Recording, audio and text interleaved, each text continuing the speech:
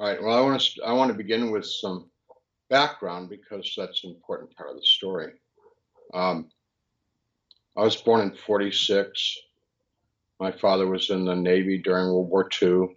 When he came back, my mother said that he was a complete stranger to him because the 4 years in overseas in the Navy had changed him into a totally different person, someone she actually didn't like very much.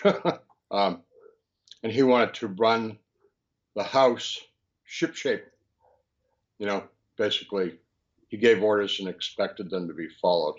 Yeah. Um, so it was not a very happy home because it was raised in the late 40s, 50s. Most people would take their kids to church. A lot of times, drop them off and go somewhere else. But anyways, we were taken to church, and it was a very nice experience because we went to Sunday school. They had a big. That's when the churches were bursting at the seams, and the women who taught Sunday school, they were all women, um, were really very loving, kind people, and we did lots of arts and crafts and sang songs and heard Bible stories, and we had our little children's church, which was sweet, and it was a thoroughly pleasant experience. And I, as a child, um, just believed the whole thing like a child would, and prayed to Jesus. There was no religion in our household, like zero. Um, so that was my exposure to the church, the faith, and Jesus. Is what I got at Sunday school. And when I was 12 years old, I asked my parents if I'd been baptized, and they said no. And I said, well, I want to get baptized. So I talked to the pastor, and at the age of 12, I was baptized, which I think is important part of the story because and one, I had for a child, I had a strong faith, and two, Jesus doesn't like to lose baptized people ever. Yeah. And so um, when I was like 15 years old, I stopped going to church because it was boring. Um, and my older sisters had stopped going. My parents didn't go, so we just walked away from it. And as a person who wanted to be an artist, there wasn't much for me in high school to keep me interested. And so, anyways, I started reading. Besides going to private art lessons, I also got very interested in philosophy, which, of course, there's none of that in high school either. So I heard of the name Plato, so I read Plato, and then I read Aristotle, and then worked my way up to people like Immanuel Kant, and then discovered existentialism. First with Albert Camus, then Jean-Paul Sartre, and then made a sincere attempt to read Martin Heidegger. That's my Which area. what? Heidegger is what I did my dissertation on. You didn't? Yeah. You actually read him?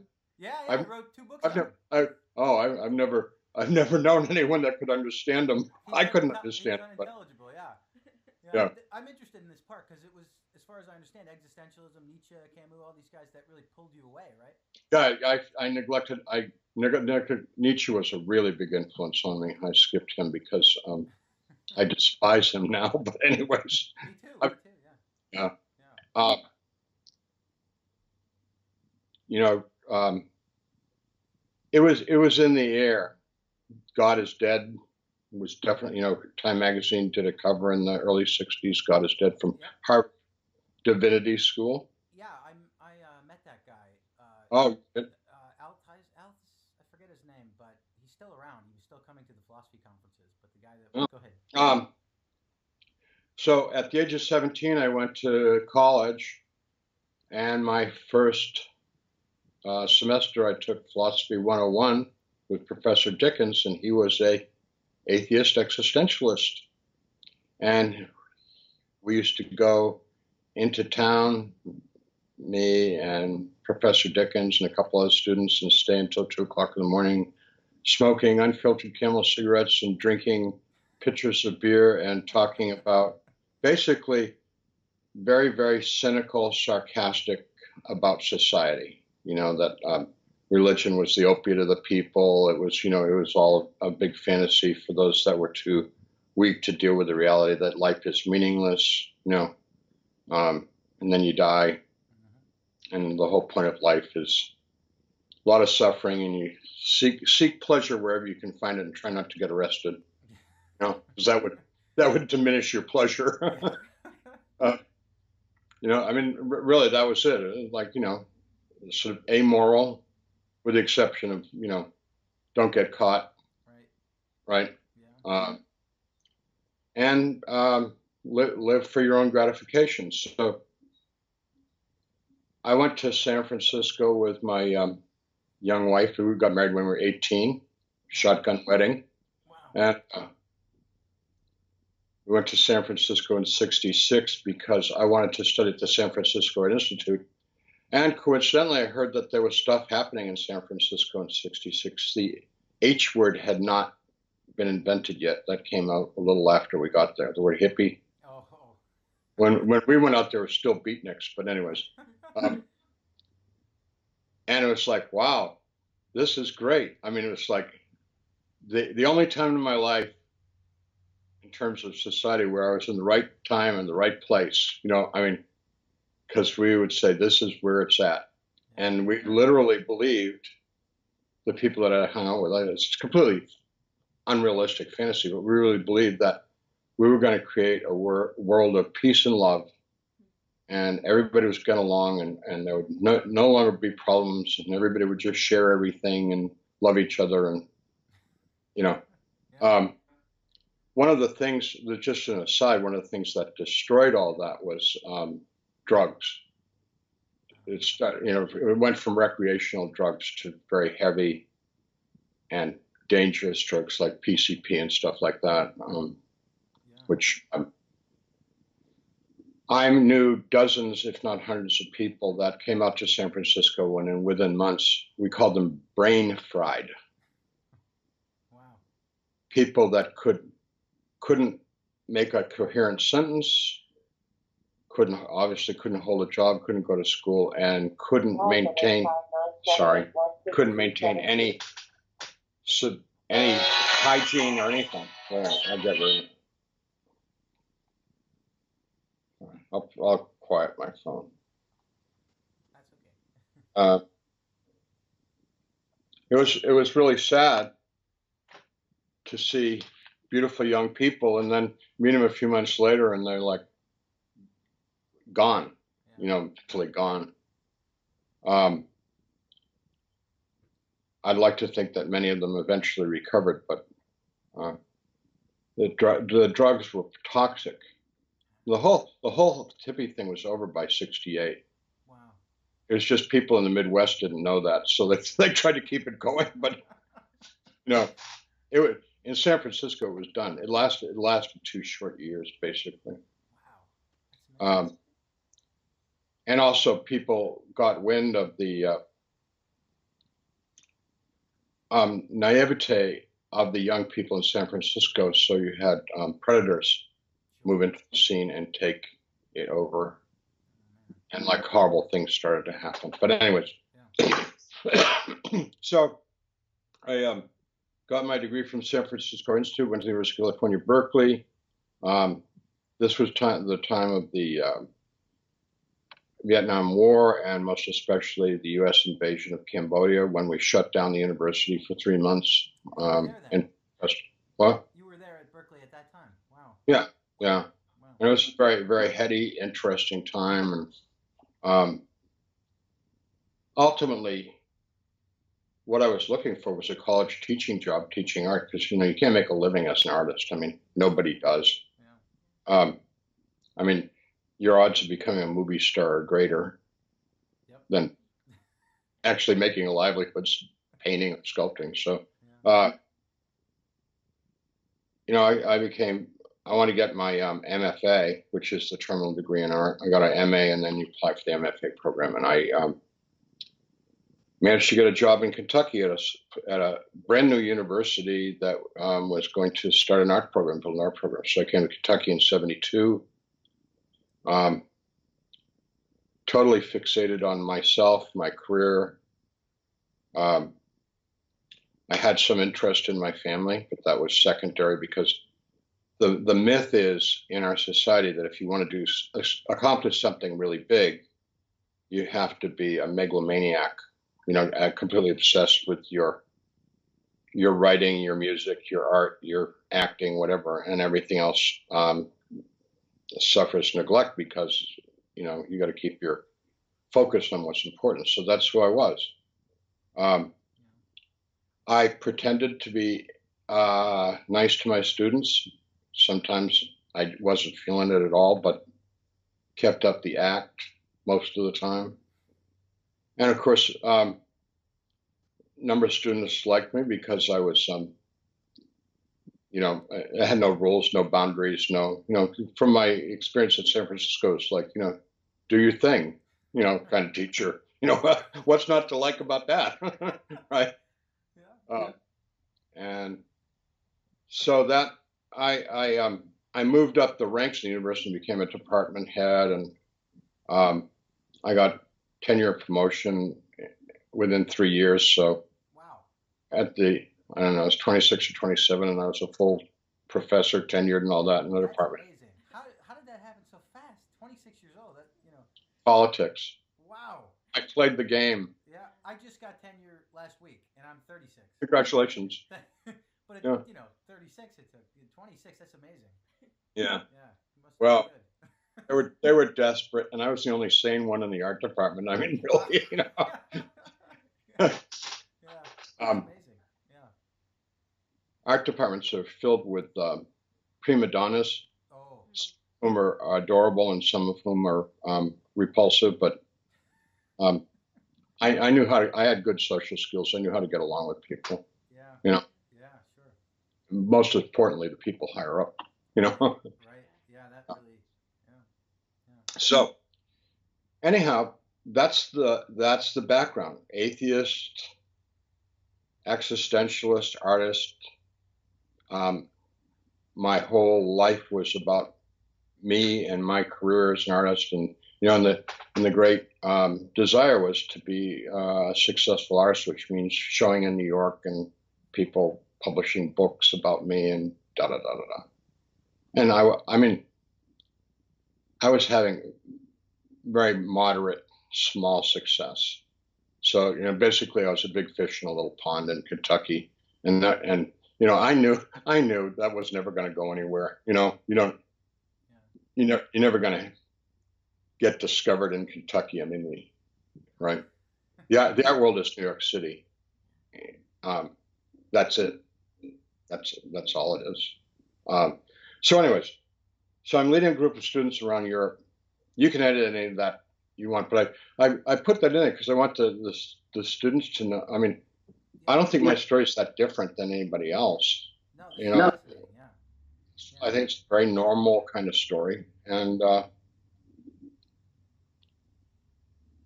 the one problem with it was there was a huge emptiness inside me.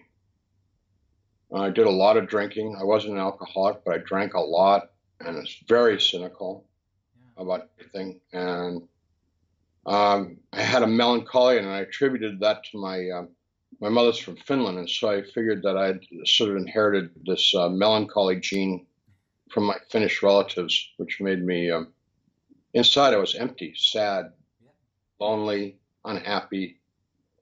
I thought about killing myself a lot, just because what's the point? None of it means anything anyway. So what's the point of going through it? Right. And any pleasure that you ever achieve in this world, the minute it's over, it's like it's depressing. Yeah. And you had already written off God at this point. You thought this was kind of yeah. I thought it was a fantasy for people that were too weak to deal with the great cosmic indifference. We're on this little speck of a ball of rock, floating in this vast universe, and what none of it matters at all. So June 1st, 1985, I'm 38 years old, and I have my wife and a number of students, and I'm taking them on a 3-week art tour of Europe. And on the last day of the tour, which was June 1st, the next day we were going to the airport to leave to come back to the U.S. At 11 o'clock in the morning, while we're in the hotel, trying to rally the troops, that I'd burned them out on too much art, too many museums. We kept up a pretty frantic pace going off. We went all over. I had a perforation of the duodenum, which your esophagus goes into your stomach goes into what's called the small stomach, and then that goes into your intestines, and a hole burst in my small stomach. So the digestive fluids, the hydrochloric acid, which is what breaks your food down and stuff, and bacteria and all that, was now migrating out into my abdominal cavity. Well, that's the technical thing. What it was, I was sitting there talking to one of my students in the hotel, and all of a sudden I went down to the ground, screaming, kicking, and in terror because I had the most amazingly acute pain in the middle of my abdomen from out of the clear blue sky. And my wife called a medical service through the hotel desk. They sent a doctor. He came right away, got me off the floor, examined me, and said that I had a perforation of the duodenum, and I had to have surgery immediately. He called an ambulance, and they took me to the city hospital in Paris, which is the Hospital Général d'Assistance Publique de Paris. And I was taken to emergency, examined by 2 doctors, x-rayed, medical history, all that, and they said the same thing. If I didn't have surgery within an hour, I'd die. So it was like, yeah, let's do it. So I was sent from emergency to the surgical hospital, which is Kutztown. And because it was a Saturday, I'm sure the people in emergency didn't know that there was no doctor available at the surgical hospital because it was a weekend. And most of the doctors there are Monday through Friday guys. So I was put in a room to await a doctor. Not only did I need the surgery, but since there was no doctor to admit me, I was not admitted to the hospital. I was in the hospital, but I hadn't been admitted. Wow. So basically, to put it in the vernacular, I fell through the cracks. Yeah, it sounds like it. So I was never seen by a doctor for the next 10 hours. And you were dying, basically. Yeah, and the doctors in the United States said my maximum life expectancy would be 5 hours. Wow. But one of the things that kept me alive was I was terrified of dying because I was 38 years old, and I kept thinking, this is impossible. I can't be, how could I be dying? I'm just achieving, I'm just getting where I want to go. Wow. I wasn't thinking so much of the people that I'd leave behind, although that made me a little sad. Yeah. What I was thinking was me, I'd worked so hard, and Yeah. it's not going to happen, Yeah. Yeah. I mean, I'm a mediocrity at best, and I'm going to die in that state of mediocrity. Oh, yeah. That's what really terrified me. Yeah. I know this is very unattractive, but it's just the unvarnished truth. No. Yeah. I was never given any pain medication, Wow. and the pain that had taken me to the floor, kicking, screaming, yelling, and in terror, intensified because the digestive juices were migrating now, not just in that area of the perforation, but now were going from my groin up to my shoulders. So my whole abdomen. Part of the consequence that made it very, very difficult to breathe because when you breathe, you have to move your abdomen. And I was struggling to breathe because every time I breathed, it only intensified. The pain was like maximum, but when I breathed, it went way over the top. So it's like I had to fight for every breath. And I didn't want to die because I knew that when you died, it's just over. And everybody that I knew, all my friends in the world were from the university. Yep. and all the people I hung out with were all atheists, and we all made fun of the people that were Christians. I mean, they were all a joke. Seriously, they were a big joke to us, and we'd laugh about them and stuff like that. About how can you be a educated person and believe in fairy tales? I mean, we put religion up with Cinderella and Sleeping Beauty and Snow White and stuff like that. Basically, Disney, Walt Disney stuff. Yeah. That's the culture. Yeah, and I don't think. Well, not only don't I think, but I think it's still pretty pervasive in a lot of academia. It hasn't changed at all. It's exactly the same. So yeah. I want to talk about that later, but I'll keep going with the story. Yeah, we want to talk about it. I think they're doing a huge disservice to our young people. But yeah. Anyways, at 8:30 that night, this started at 11, and 8:30 at night, the nurse came into the room and she said she was sorry, but they were unable to locate a doctor and that they would try and get one the next day, which would be Sunday. Well, I knew, I didn't think, I knew I was dying. Yeah. And like she said, we'll try and get a doctor tomorrow. It's like, I'm done, Yeah. Then more. I can't do this anymore. I was out of strength. Yeah. And so my wife and I said our goodbyes, and that was it was painful because I'd never seen her so sad in her life. I mean, it was a miserable day for her because I'm sitting there watching me fade away, Yeah. And then when we said our goodbye, she knew, that I was done. It was over. And I went unconscious, and then I don't know how long I was unconscious, and I woke from that, and I was standing next to the bed, and I felt wonderful. I felt better than I'd ever felt in my entire life. And so I did a reality check, sight, taste, smell, touch, everything. And all my senses were heightened more than they had ever been. I could smell more, hear more, feel more, touch more. I was like, wow, I'm not just better. I'm better than I've ever been better. It's wonderful. Yeah. And so I was trying to get the attention of my wife, and she was just sitting in her chair next to the bed crying and I thought she was ignoring me. And the only thing I could think of was she was so mad at me because what I'd put her through.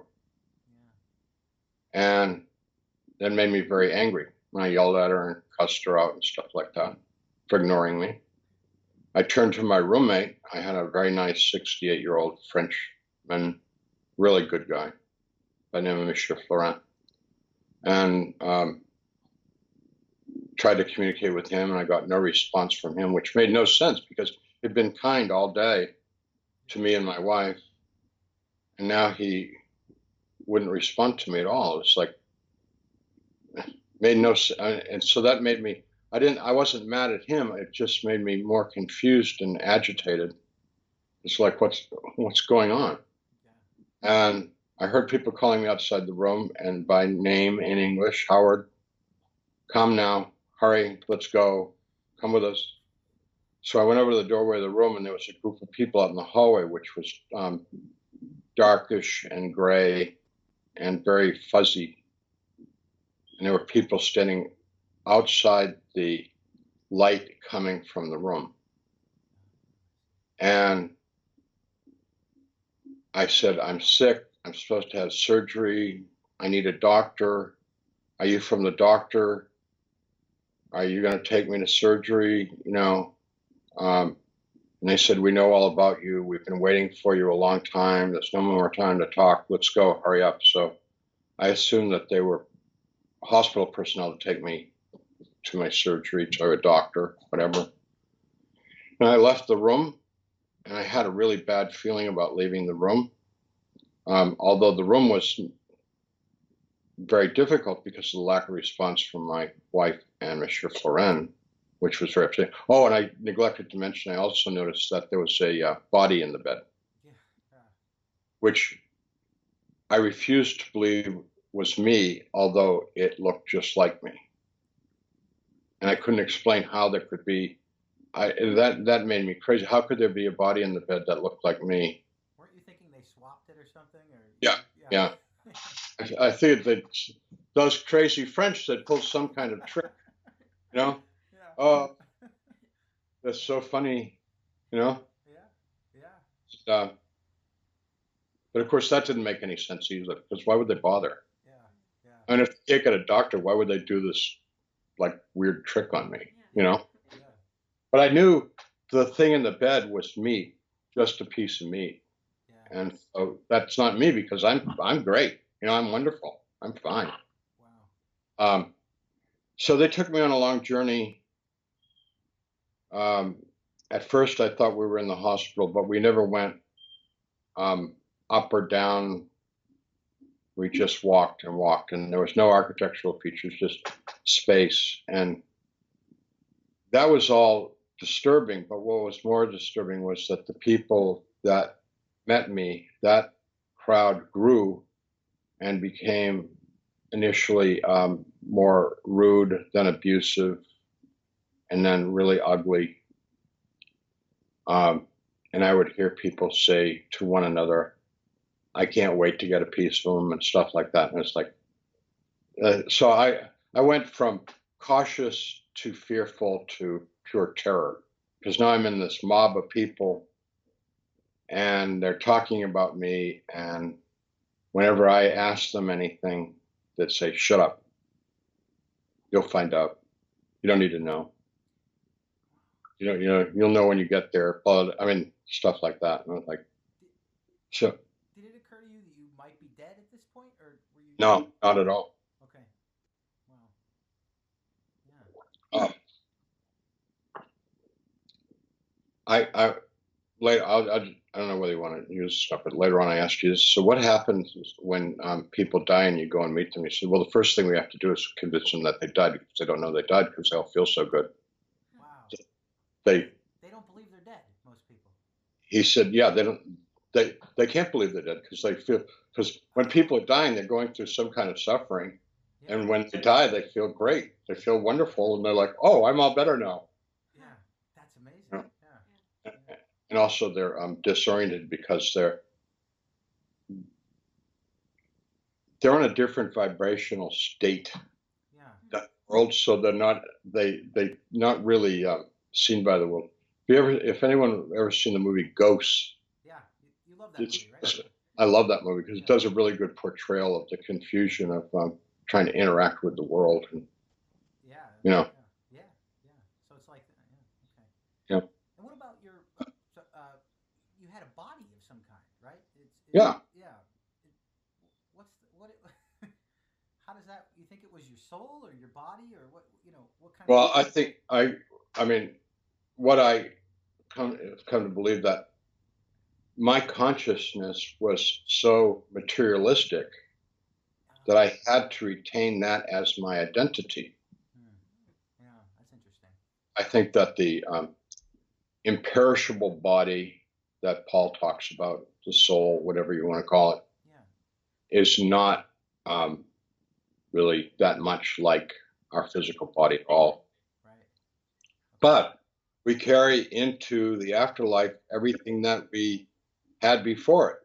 So whatever you think you are or believe you are, or what you think is going to happen, it's all going to happen just the way you believe it is. That's why, you know, in a sense, people say we create our own reality in this world. I don't believe that. I think we interact with a lot of things that shape our reality. Mm-hmm. So we're not self-created in this world, but in the next world, we're definitely self-created, because we're carrying, if you're looking for God and for love and for Jesus, you're definitely going to find it. Yeah. And if you don't have any real faith in any of that stuff, you'll find that world. Yeah. Yeah. So we're in abject darkness. There's a lot of people around me. I don't know how many, maybe hundreds, possibly. And I said, I'm not going to go with you any further. And they said, no, you get further to go. And so they started to push and pull. And I fought back, and I fought long and hard. And they were playing with me. And their punching, hitting, kicking turned to biting, scratching, chewing, clinging, invasive things. And it got really horrible. Now I don't talk about that. Never have, never will. It's all just totally disgusting. And I've said this, that the biggest sadist in the world can't really imagine how sadistic people can be in that world of hopelessness. And there's no rules down there. There's no boundaries. There's no restraint. Because in that world of nothing and hopelessness and despair, people just gnaw and chew. Yeah, it sounds like it's like a jail if there were no guards. Yeah, exactly, exactly. Yeah. Recently, I spent a week at a maximum security prison in Ohio and got to know some prisoners, and they were telling me about life in a maximum security. It's awful, really awful. Yeah. They said you never know when someone's going to stab you. They said you have to always be worried that someone's going to stick. For a reason, because there's lots of crazy people in prison who are not in the mental ward who just as soon stab you just because they want to. We were trying to, of course, convince them to become Christians, and one of the big dangers of being a Christian in prison is that makes you a target. Yeah. So if they become a Christian, they have to keep it secret, because otherwise other prisoners will do them violence, real violence. So anyways, they did enough so that I was basically looked like roadkill. I'm lying there. People are kicking me and I'm not responding anymore, which irritated them greatly that I couldn't respond anymore. And I heard a voice say, pray to God. And I think it came from inside of me, that voice. Your chest, right? You said? Yeah. Yeah, that's interesting. And I thought, I don't believe in God. And the voice said, pray to God. And I thought, I don't know how to pray. I don't pray. And the voice said, pray to God. And I thought, I prayed when I was a child.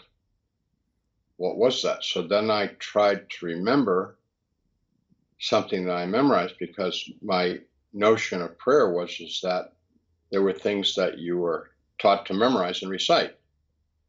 So I thought of Shylock's speech in The Merchant of Venice. I thought of the Pledge of Allegiance. I, thought of all the things that I had memorized, in school.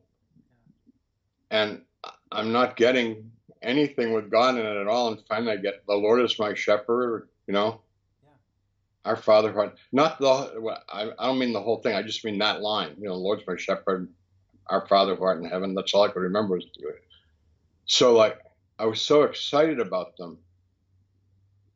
I kind of murmured them. Before I was just trying to think of things, but now I murmured those things.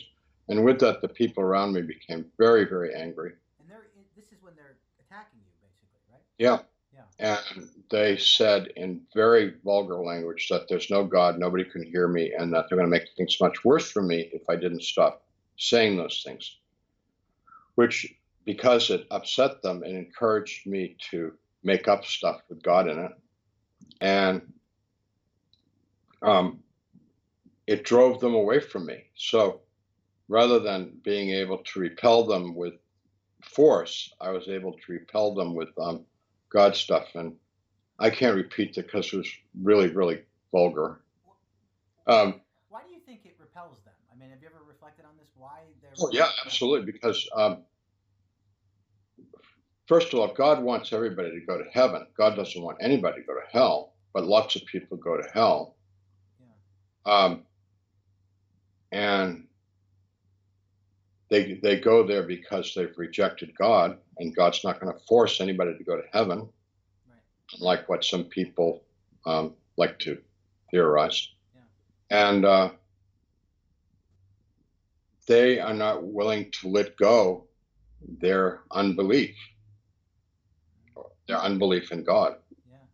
Yeah. They're holding on to it because in C.S. Lewis's book, The Great Divorce, which I like very much, and I think he does quite a good job of describing how Yeah. they're stuck in the thing. It's like alcoholics. You want to say, now, why don't you try stop drinking? Which you better stand back when you say that because you might get punched in the nose for saying that. But they've thought of that too. That's occurred to them. Yeah. They're not stupid. Yeah.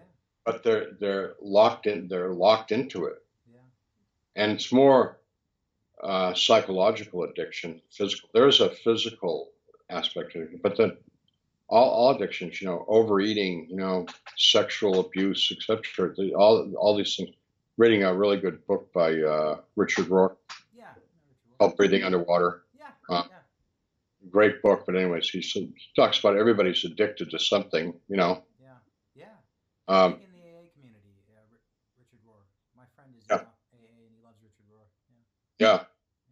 So they're addicted to their misery. Yeah. And they don't. As a pastor, I'd love to say, you want happiness, you want joy, you want peace, you want love, you want hope. Ask Jesus. And they're like, get out of here, leave me alone. Yeah. But I'm trying to give you everything you don't have. Yeah. Yeah. It's not I can give it to him, but God can give it to him. I'm trying to, you can get it. Just ask him. Ask God for it. You get it. And it's like, nah, leave me alone. And it's like, no, I'm serious. I'm really serious. It's really frustrating, trying to. Yeah. I mean, I have a few successes and lots of failures. Yeah. I understand. Anyway.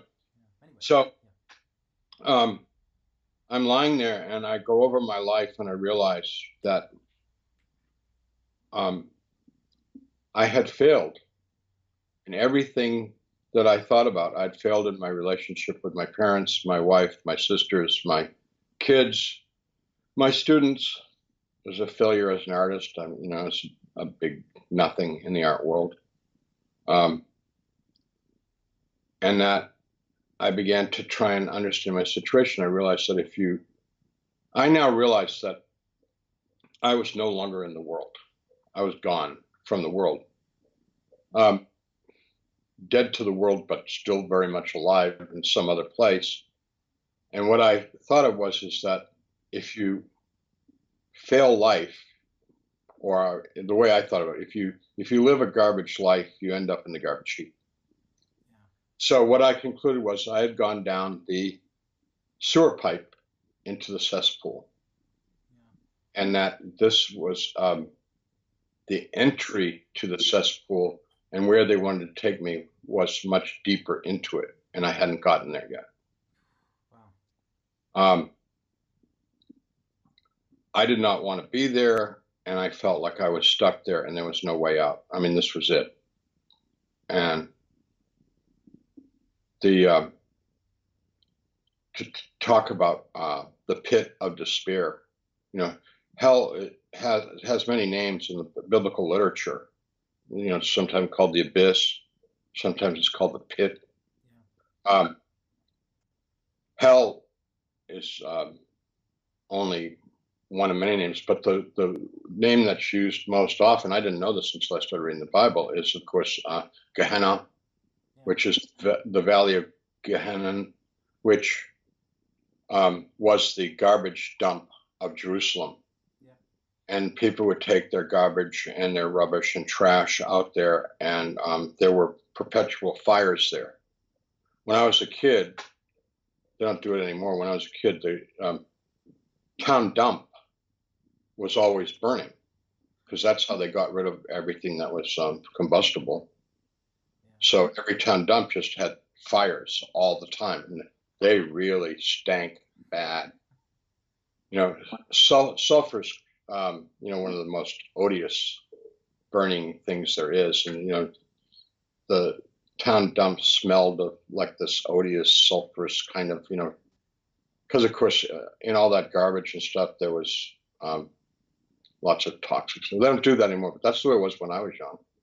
And that's the way it was in Jerusalem in Jesus' time. So Jesus refers to what's sometimes translated in the Bible as hell. Actually, what he said was, if you don't straighten out, you're going to end up in Gehenna. Gehenna is a really nice place, by the way. Right now, I've been to Israel. I'm going there. I'm going there in 2 weeks. Yeah, I'm going back. I love Israel, but yeah, they've cleaned it up. There's no more garbage up there. Wow. Actually, now it's all a cemetery. Oh, really? Yeah.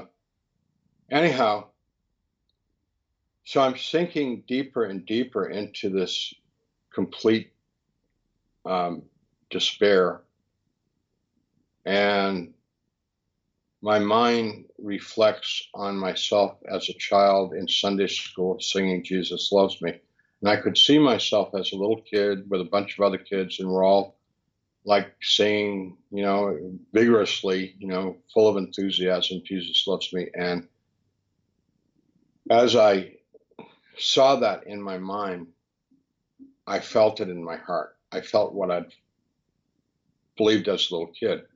And I began to debate with myself, could that be true? What I believed then, was that, in fact, something trustworthy?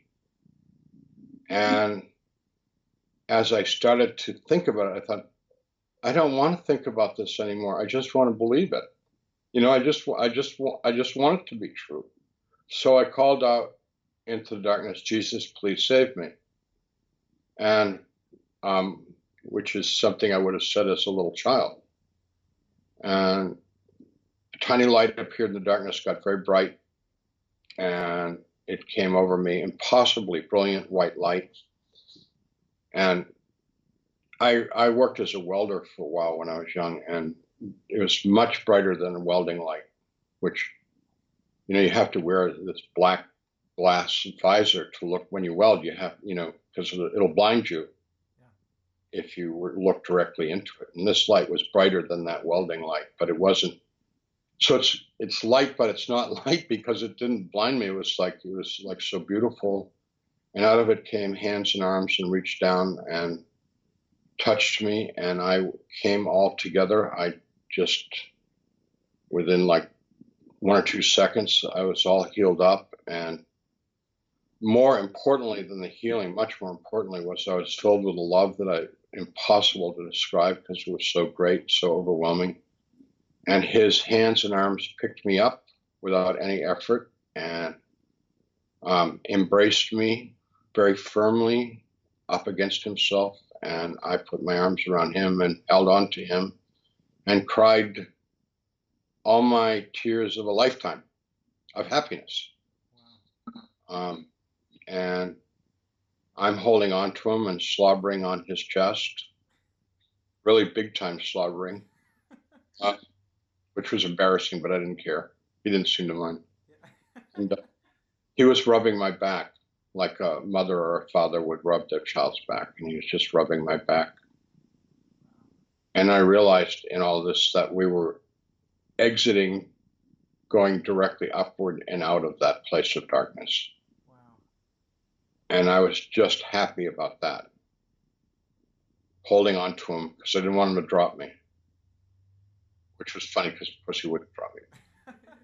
I was actually worried that he might drop me. Yeah. So I was hanging on to him and he was holding on to me.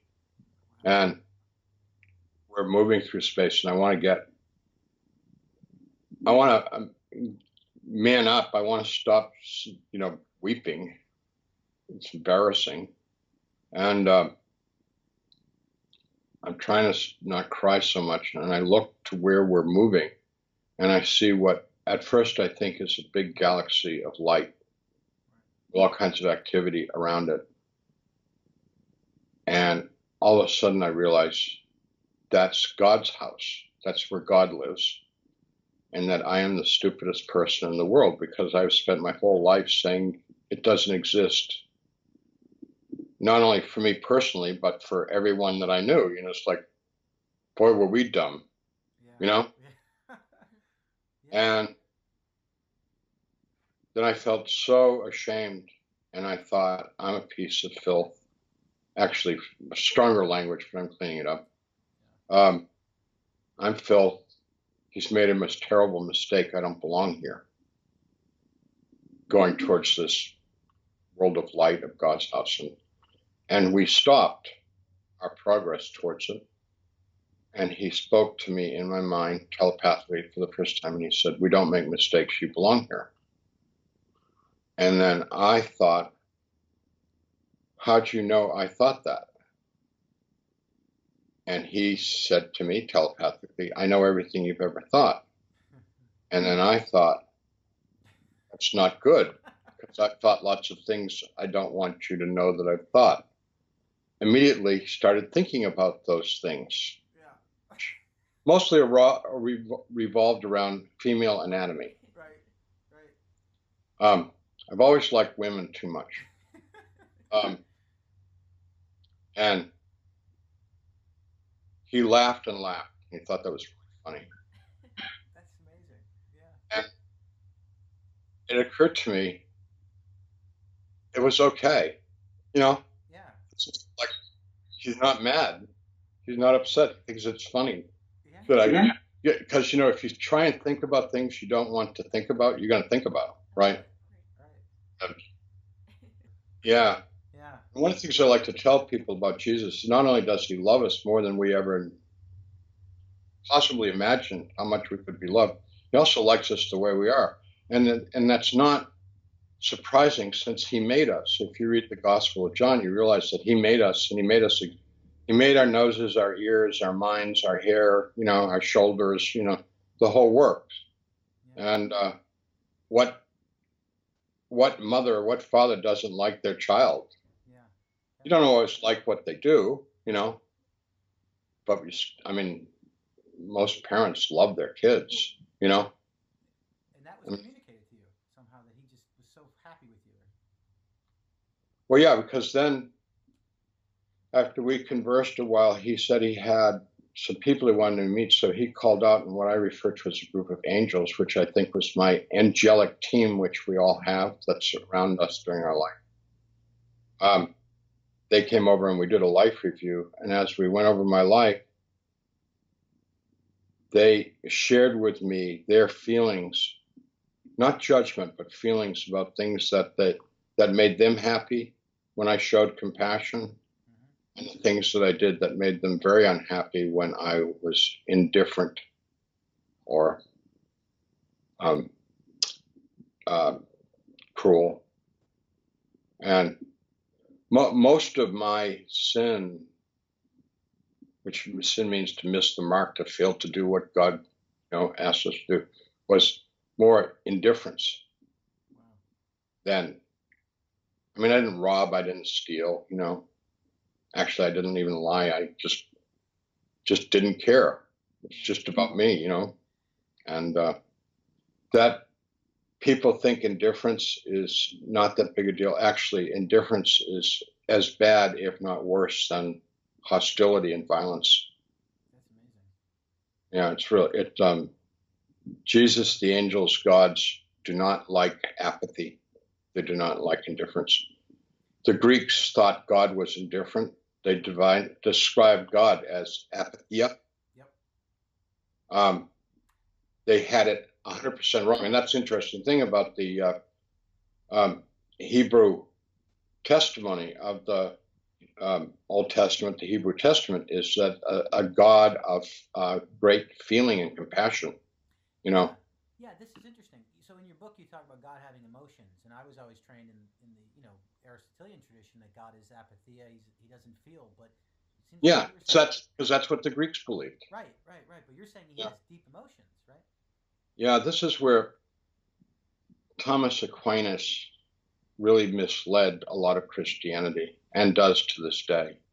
I mean, that be a interesting philosophical discussion, but the Bible can be confusing because, of course, they project a lot of their stuff onto God. Right. And I just read an interesting 2-volume, 3,000-page book on how the contradictions in the Old Testament about God saying, "Don't harm these people," and then saying, "We're going to kill them all." There's a lot of contradictions in the Old Testament, and so one of the reasons why we believe that Jesus is the perfect, true revelation of God is that there's no contradiction in the Gospels. Right. It's consistent. So when we read the Old Testament, we have to go back and read it through the perfect revelation of God, which is Jesus Christ. Or as a seminary professor put it, we got to read the Old Testament with our Jesus glasses on. Right. And so, like when we read like Psalm 139, that's perfect. It's completely consistent with Jesus. But yeah. So, when my life review was over, and it was a disaster. My life review was terrible. I made Jesus and the angels very, very unhappy. And the last thing I wanted to do was to make them unhappy, because he's now my best friend, my savior, my buddy, my God, my everything. And all of a sudden, I'm like really, really, and what his unhappiness was his disappointment that he had created me to be this loving, kind, creative, interesting person, and I wasn't doing what he had hoped. Yeah, and all he cared about was compassion and kindness. Yeah. And just yeah. Compassion's the word. I like the word compassion because it's more specific than the word love. The word love in our society is so abused. Right. I love your lipstick. I love your hair. I love your new sofa. Yeah. I love Michael Jackson. I don't love Michael Jackson. You know what I mean? And so the word love is the most important word in the whole language of the world. Yeah. Except it's been so abused that it's misused and it's become sentiment. Yeah. And when you love someone, you may feel warm and fuzzy, but you can also love someone and make sure that they go to jail. Yeah. Tough love means not letting your addict son or daughter into the house. Yeah. A wonderful movie that I just saw recently about this kind of love, Ben is Back.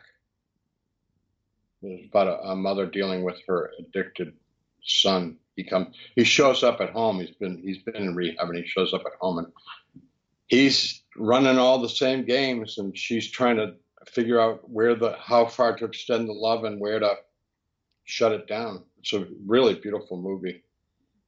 Go ahead. Yeah. Another movie that explores the theme, Silence by Martin Scorsese. Have you seen that? Great movie about love. Yeah. Love can be really, really painful, really hard. Yeah. Sometimes doesn't feel so warm and fuzzy. Yeah. Sometimes love can be the deepest kind of suffering, with someone.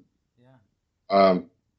So the word compassion, being with passion with someone, being with feeling with someone, it's a little more specific, One of the things you talk about, I think, is in the book and in interviews, is students would come to your office, and as you're looking through the life review, Homer Fields or something his name was. Exactly. Very good. Yeah. Absolutely. Yeah. It's all about interacting with the person that you're with. Yeah. And one of the ways that I try and live that, and this is so minor, but I think it's important. You know how when you go to a store now or a restaurant, they wear name tags? Yeah. I call people by their name. I'm especially interested in baggers. Because that's like the bottom run in the grocery store, right? Yeah. Being a bagger. Yeah. Yeah. So like, Chuck, how's it going? They always look at me like, you actually think I'm a human being? Yeah. You know? Yeah. Yeah. I mean, they usually are so surprised they don't know what to say. When, you just acknowledge their presence. And I thank them for bagging my groceries. I Yeah. also talk to the cashier and, I mean, Yeah. servers. This is what changed me reading your book 15 years ago and then keeping up with everything you do is that it seemed the kind of love Jesus was asking was so particular in small things, and it seemed like just in minor interactions, not these grand. Yeah. Yeah, is that And most importantly of all with children. really? Most important. Yeah, Jesus said the most important job is children. Yeah, that's right. Yeah, And if we want to change the world, we're going to have to change our the way that we deal with children. that's wow, wow. Anyway, so I'll go on with the story. So when I was done, Jesus said, "Do you have any questions?" And I said, "I got a million questions." So I asked him everything that I could think of at that time to ask him, and he answered everything. He showed me things. He took me places. We did stuff. It was great. Past, present, future. How long was this going on for? Where you're questioning him? Just Well, since there was no time in that place, I can only invent an answer. And I said longer than it took me to go through graduate school, which was 3.5 years. Based on my limited understanding at that time. I mean, okay. so anyways, after all that, I said, I want to go to heaven. I want to be in heaven. He said, no, you're not ready. You won't fit in. You got to go back and live life the way you were supposed to in the first place. And so we had a big argument. And I argued as forcefully as I could to come back. I mean, to go to heaven. And he made better arguments, telling me that that wasn't appropriate at that time, and that I had to come back here. And it was a very worthwhile discussion, argument, because when I say argue, I don't mean like yelling and shouting. I mean, I'd make a statement and he'd counter it, and I'd make a statement and he'd counter it. It's a rational argument. Anyways, finally I agreed to come back, and when I agreed to come back, without any transition, bang, I was just back. And immediately when I came back, it was now 9 o'clock at night, and nurse came into the room that had been in the room at 8:30, and she said, a doctor has arrived at the hospital. Now this is weird. Saturday night, 9 o'clock, doctor showed up, a surgeon, and you're going to have surgery. So they prepped me in the room for the surgery, and at 10 o'clock I had the surgery. And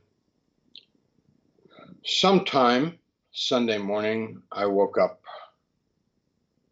and I felt like I'd been run over by a truck, but it wasn't the pain anymore. The pain was gone.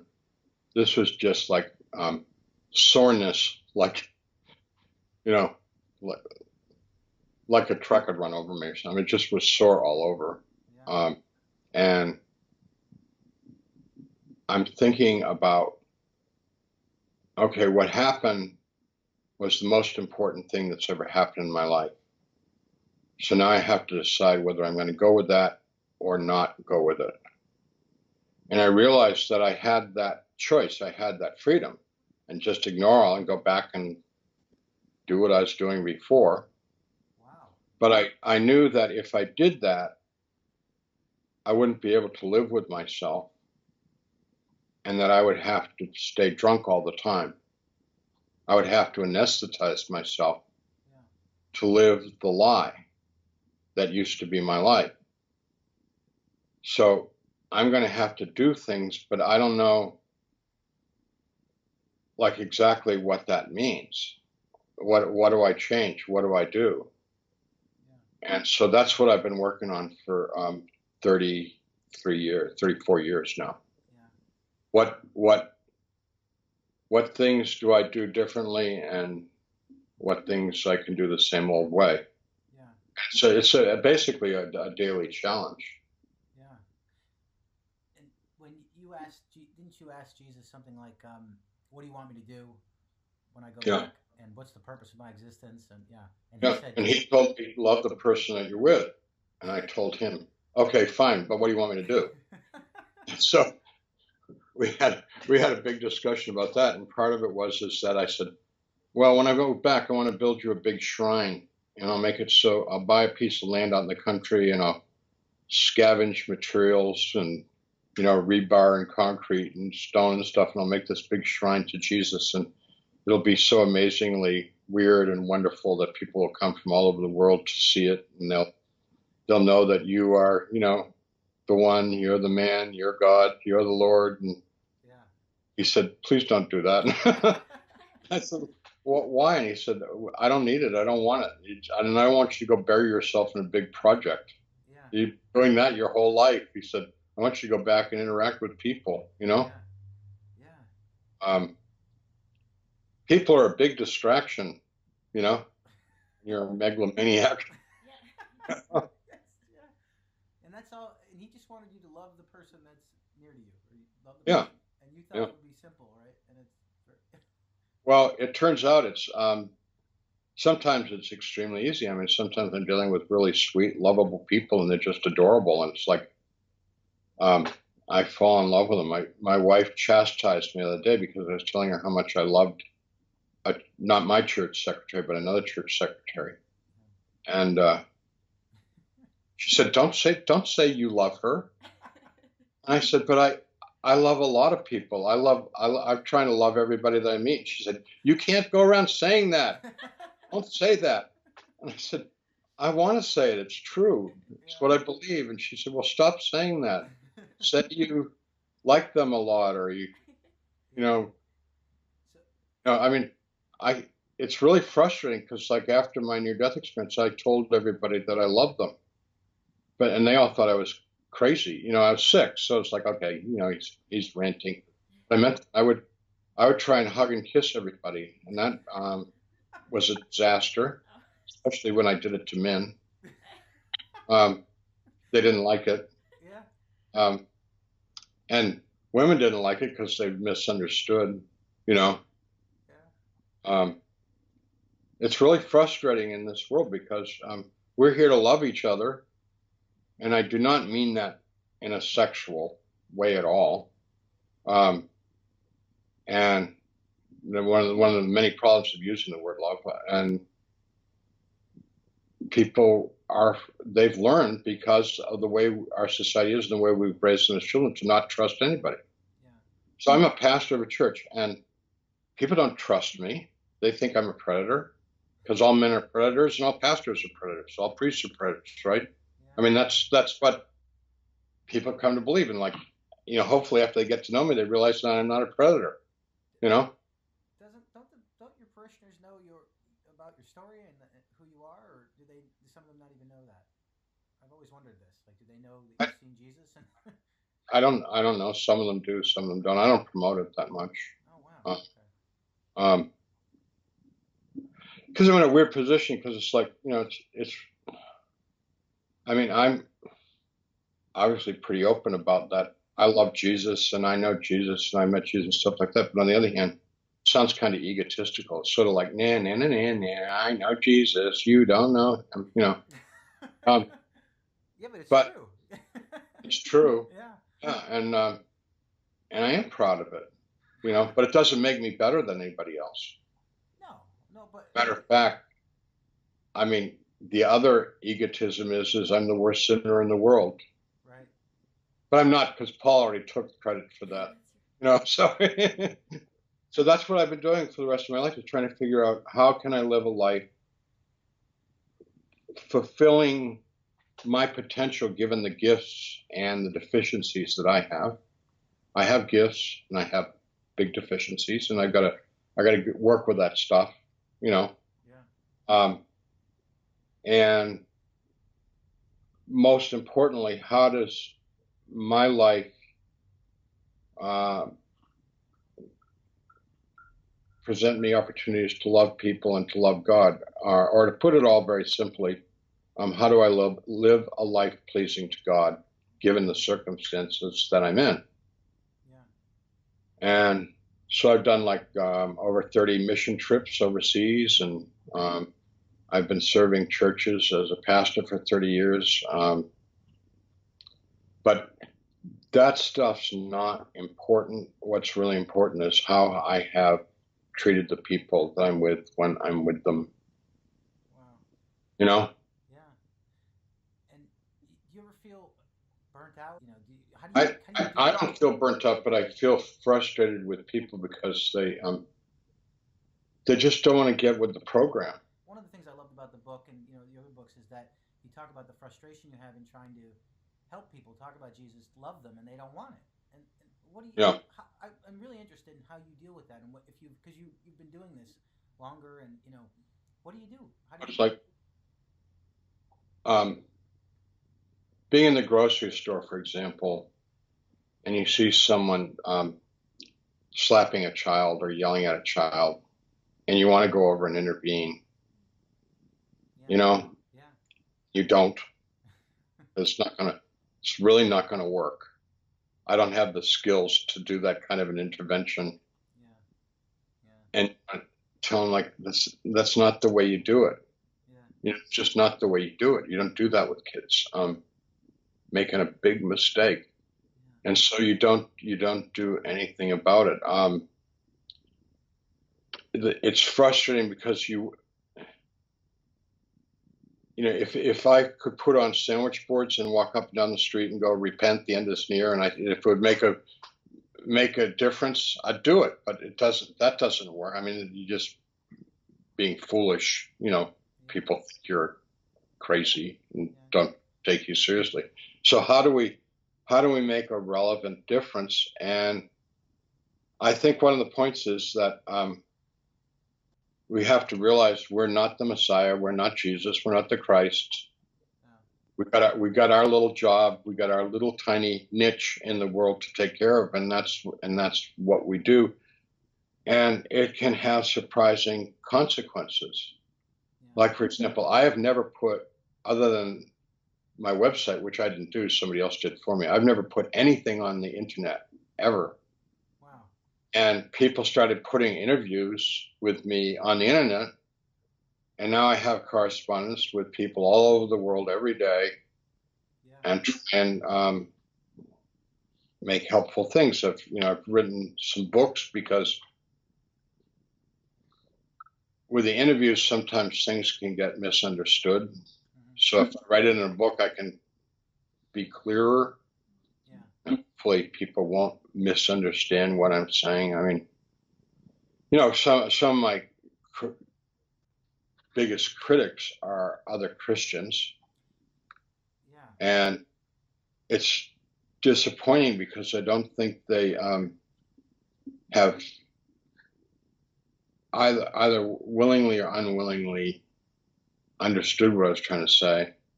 I've never said all religions are the same, but people say that I say that.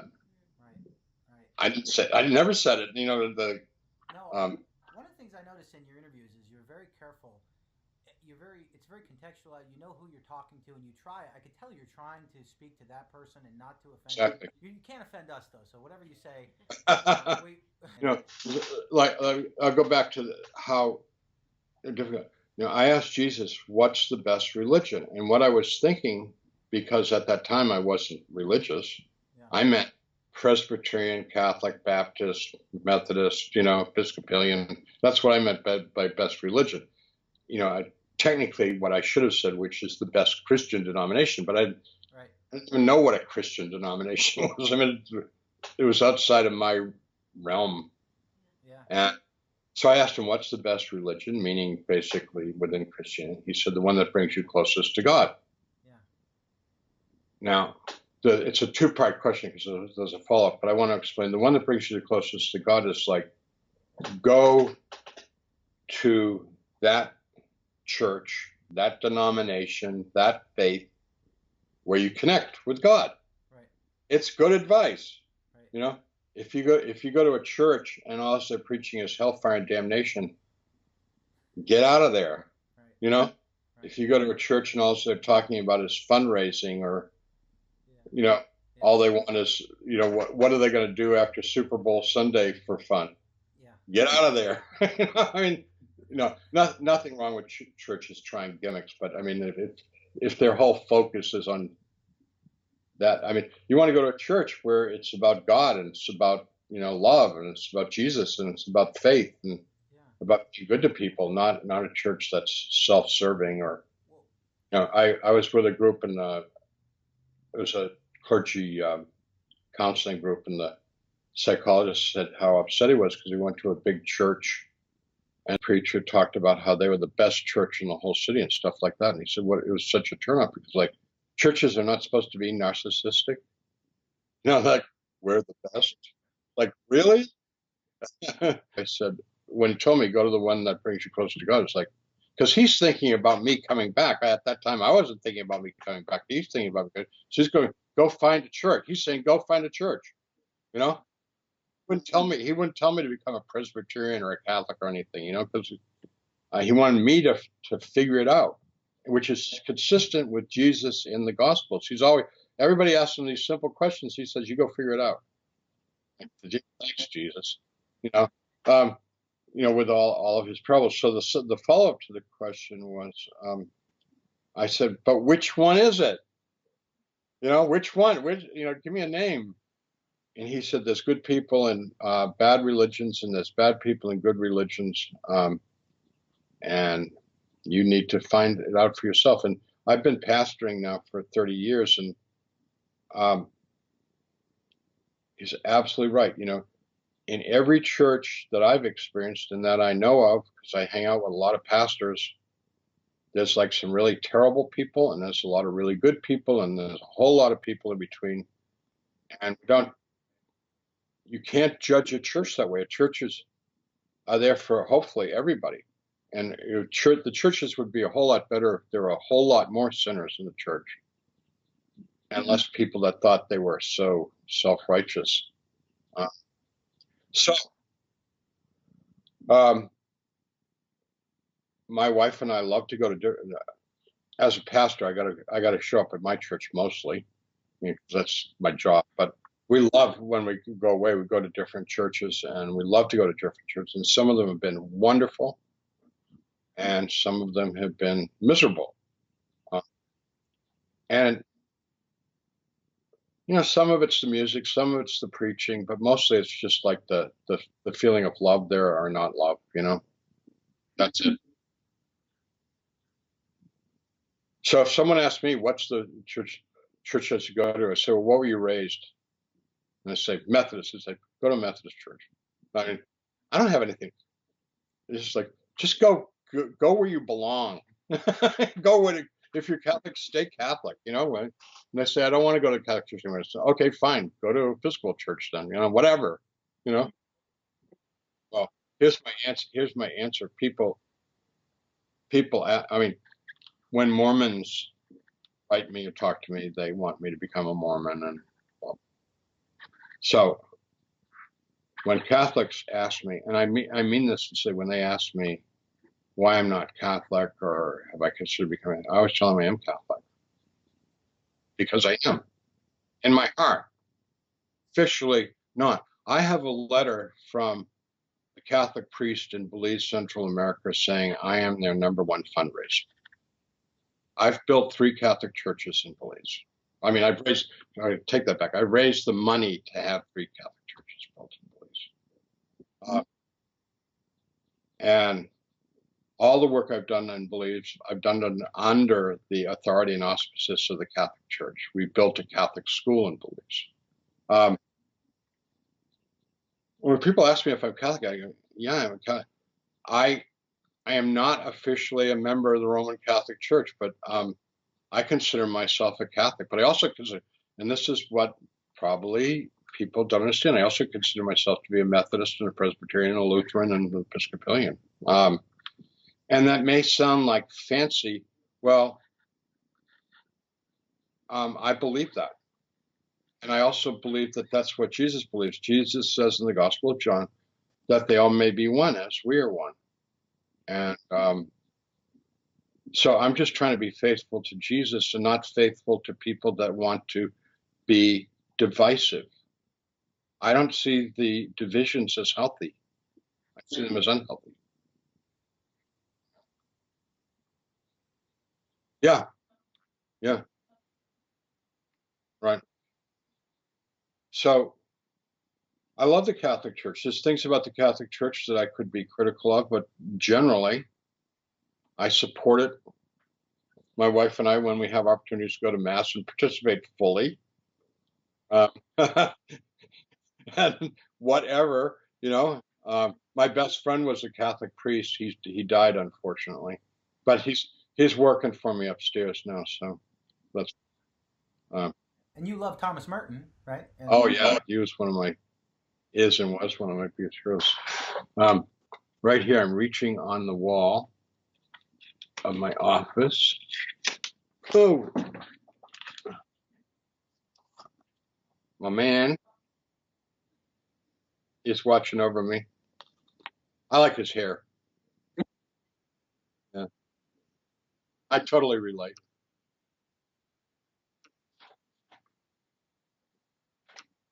Um, so So you eventually left academia and decided to become a pastor. When did you make that decision? Well, as soon as I was barely able, I started going to a church, which is the denomination that I had grown up in, and because someone invited me there. It's the first time in my life I was ever invited to a church. I was praying and praying and praying for weeks about where to go. I didn't know where to go, but I physically couldn't because I was too sick. And this woman, a woman that I'd hired at the university, a painter, called me and invited me to her church. And I asked her what it was, and she told me, and it's like figured out that it was what I'd been raised in. And I went there, and I became very active. And it was like my whole life, I was like every priest or pastor's sort of hope and nightmare. I was like hanging around the church. What can I do? My first thing at the church was I painted the nursery. I started teaching Sunday school, and the pastor, who was excited about having a college professor in his church, he started after. Well, I was taking classes and all this stuff, but over time, then he had me serve as liturgist, and then I'd been there a couple of years, and he asked me to do a sermon one time, and I was just like, every time I did that stuff, it was like, this is what I need to be doing. And so it's a real struggle, but I told my wife that I wanted to go to seminary, and she said no. And so that argument went on for about a year or two. And finally, I told her, I said, well, I'm going to seminary. I'm sorry you don't want me to, but I'm going to go anyways. And so I started seminary in '88.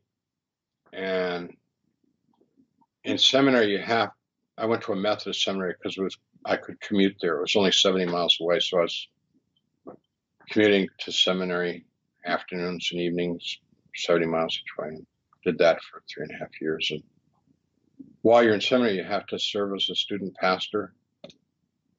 So I started serving churches as a student pastor. And my last year at seminary, I was a student pastor, and they asked me to stay and be their pastor. It was a little dying inner city church. And I said I would. And so I started serving them in '91. And then I got ordained in '92. And I was installed as their full-time pastor in '92 after I was ordained.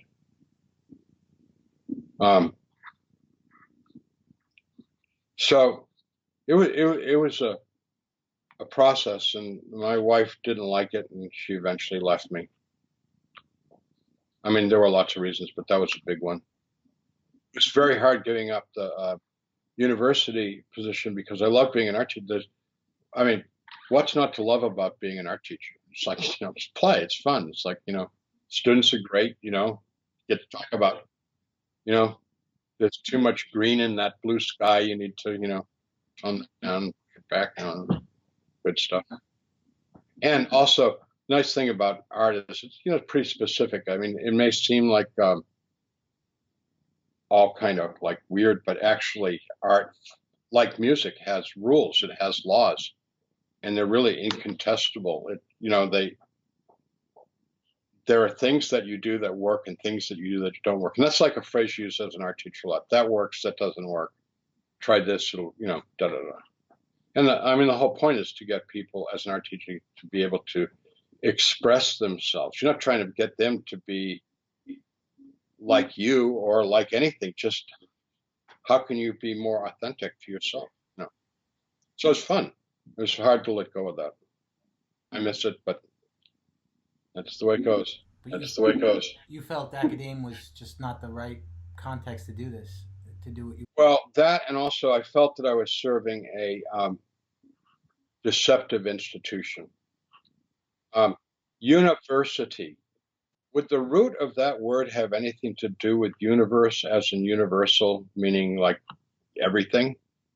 Except that real faith, real God, real biblical understanding is excluded from the university. And one of the corruptions of the faith is the only place, well, Harvard University, Yale University, all the big original universities in this country were all founded to be divinity schools. I mean, people don't know that, but that's what they were founded. They had one curriculum, divinity. And then they decided to add 2 other professions, which was law and medicine. And then over time, they started adding more professions. But originally, their coursework was philosophy and theology, basically. That's what they taught, biblical studies. So pastors were trained at universities, which were basically seminaries. Their purpose was to create clergy.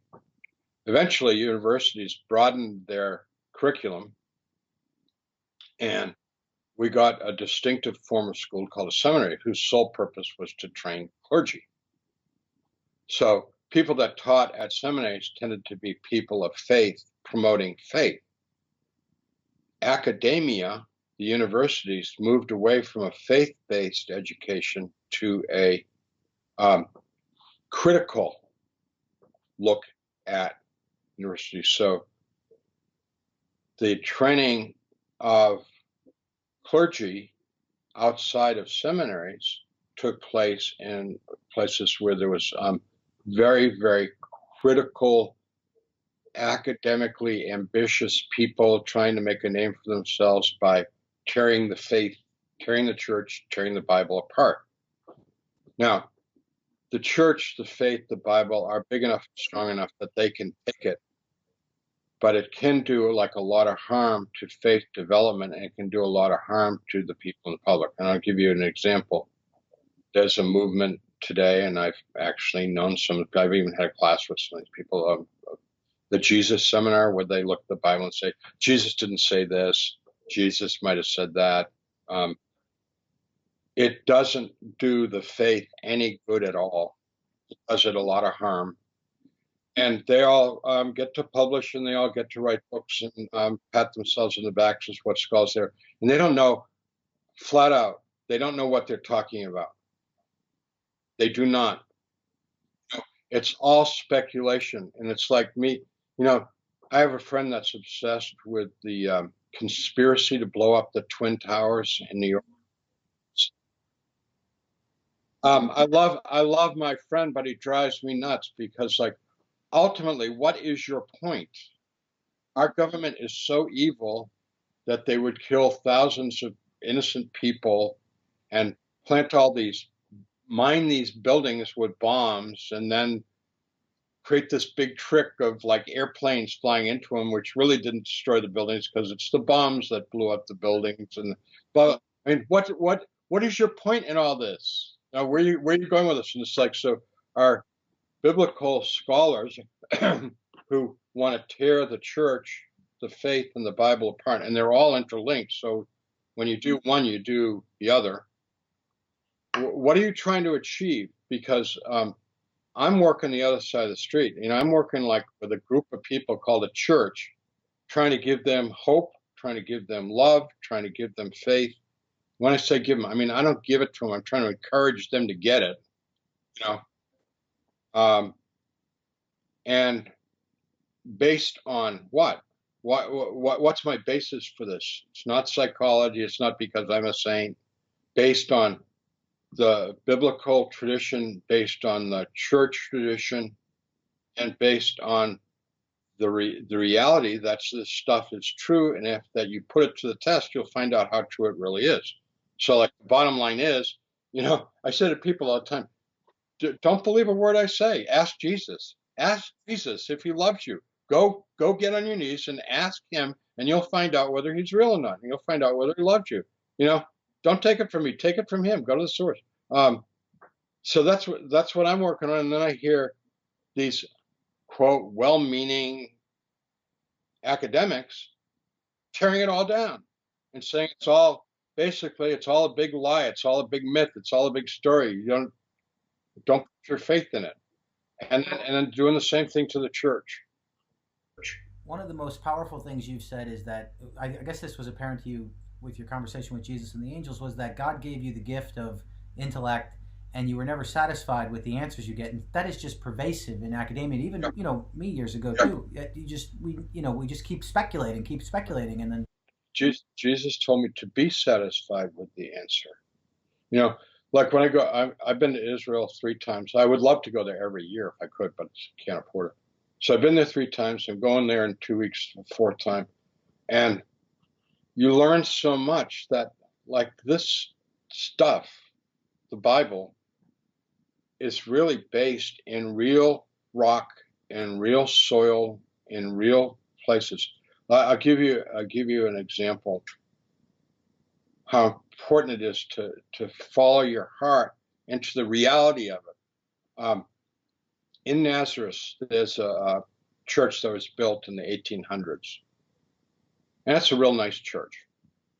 And you find out that they built it on the remains of a Byzantine church, and expanded the base of that, but they discovered a Byzantine church. When they were doing some recent archaeological excavation, they found that the Byzantine church was built on a 2nd century church, a smaller church. And as they were doing further excavation around the base of the church, they came upon a little house. And carved into the wall of the house was the home of Mary, the mother of the Lord. In archaeology, there's a saying, when it's carved in stone, it's as good as it gets. Scholars all denied that Pontius Pilate ever existed as a human being until they found a stone in Caesarea with his name, Pontius Pilate, governor of Judea. You know that story, don't you? Yeah. I mean, scholars have said, the Bible's not true. There's no Pontius Pilate in the records, and then they find him carved in stone there. Anyways, they found the house of Mary. Now, the house of Mary also would be Mary and her kids, which one of her kids was named Jesus. This is like Jesus's house. It's right next to the church. I mean, it's like literally, there's the church now. So the original church was built in the 2nd century next to the house, like to honor this. The people there in Nazareth knew where Mary and Jesus all lived. They knew where they lived, and they built a church next door to honor that place, and it's been rediscovered. I've been in the house where Jesus grew up, and if you go there, you can too. And it's like a lot of places in the Holy Land are like, maybe, could be, maybe not, who knows, whatever. But I mean, it's not really that important. The important thing is just like when you walk around the land and you read the Bible and you put it all together, all this stuff starts to make sense. Like, I won't belabor it, but like when you go to Megiddo and you see that big valley and you realize that was a perfect place for chariot battles. You can't have chariot battles in hilly country. They don't work, and you can't have chariot battles in sandy country, and the plain of Megiddo is a big flat plain. It's all farmland today. And the city of Megiddo is up on this tell overlooking that whole thing. And that's like the whole idea of Armageddon and the end. I mean, it all comes together. It all makes sense. And you go like, yeah, it's all I'll start with this one thing. It's like Galilee is very, very beautiful. The Sea of Galilee. The Sea of Galilee is absolutely gorgeous. It's a big tourist destination, and people come from all over the world to go water skiing and swimming and stuff like that. I mean, people go there not for religious reasons, just because it's really beautiful. And think about it. Jesus did most of his ministry around the Sea of Galilee. Okay, so he liked nice places too. I mean, you know, I mean, he was hanging out in like a vacation spot of the world. You know, yeah. I mean, it makes me like him. It makes me like him more. Yeah. Yeah. Yeah. So, yeah. You know, I have the opportunity to go to Israel every year, and I don't go because He hates to fly. I hate to fly. But I gotta get Suffer. over my fear. But I can Suffer. go. Yeah. Can you go? Claire, can you go? We teach at different universities, so I don't have the opportunity. You got to take Claire. Hey, if you take Claire, she'll hold your hand, and then you won't be afraid to fly. That's true. Okay. So can I ask you a little bit about Jesus? Yeah. I know. Yeah. So, okay. One of the things I noticed in two of your books, the newest one, Befriend. Oh, have you read that? Yeah, like it? Yeah, I love it. Yeah, like it? Oh, love good. it. Yeah, I noticed. Oh, good. Yeah, no, that one. Christians, it Yeah. seems like, and it's much more, Yeah. because you're using the Yeah. Bible and all these things. Yeah. I also like Lessons Learned too. The only one I didn't read was the novel. Yeah. It's All Love, and my Yeah. wife, she hides things. I can't find my copy, so I don't know. What is Claire? You hide things. What? I just organize things. Oh. She, you know. My wife threw my crackers away the other day. She said, "Why'd you throw my crackers away?" She said, "I'm tired of looking at them." It's like, that's a reason to throw my crackers away? Throwing books away. No, but one of the things you talk about in there, and you just mentioned in the line, but it's in Lessons Learned as well. One of my favorite prayers is the Jesus Prayer. Right. It seems like you've, right. And right. So I wonder if you could talk a little about the Jesus Prayer, the prayer of the heart. I get the sense you pray that prayer a lot, and I like what you did with it. You added, "For I'm a sinner redeemed by your love." No, I've heard that version of before. Else. Yeah. So, you did. Yeah, okay. Yeah. The when I asked Jesus what was the best way to pray, he said, honesty, simple, honest is the best way. And that's been confusing to me because, like, when I first started going to church, the pastor would write these very long, very beautiful poetic prayers and then recite them. He didn't memorize them, but he worked really hard on composing these great pastoral prayers, and then he'd read them, and I was like, wow, I could never do that. That's so beautiful. And then, so when I started pastoring as a student, it's like I would write prayers and try and, cover everything, and blah, blah, blah, and say it well. And God said to me, finally, he said, you don't need to do that. Just go up and pray the way you pray. You don't have to put on a show for your pastoral prayer. Because part of being the preacher is just like you want to put on a good show. You want to do a good job. I mean, you want to look good and do good. And I said to God, when I get there, I'm going to stammer. I'm going to hesitate. I'm going to mess my language up. I mean, because I'm not thinking about sentence structure. I'm just whatever. So go ahead and do it. So it was really scary, really, really scary, standing up in front of your church and just praying from the heart. And that's what I do now. But what it has kind of come down to is sort of formula. My wife said to me, she said, when we say, table grace when we eat, and she says, why do you always say the same thing? And I said, well, it's not always the same. I said, I got a little formula that I use. She doesn't. When she says, we try to alternate on the table grace. And so when she says table grace, it's like she may go off on this thing and neglect this other stuff that I think you shouldn't neglect.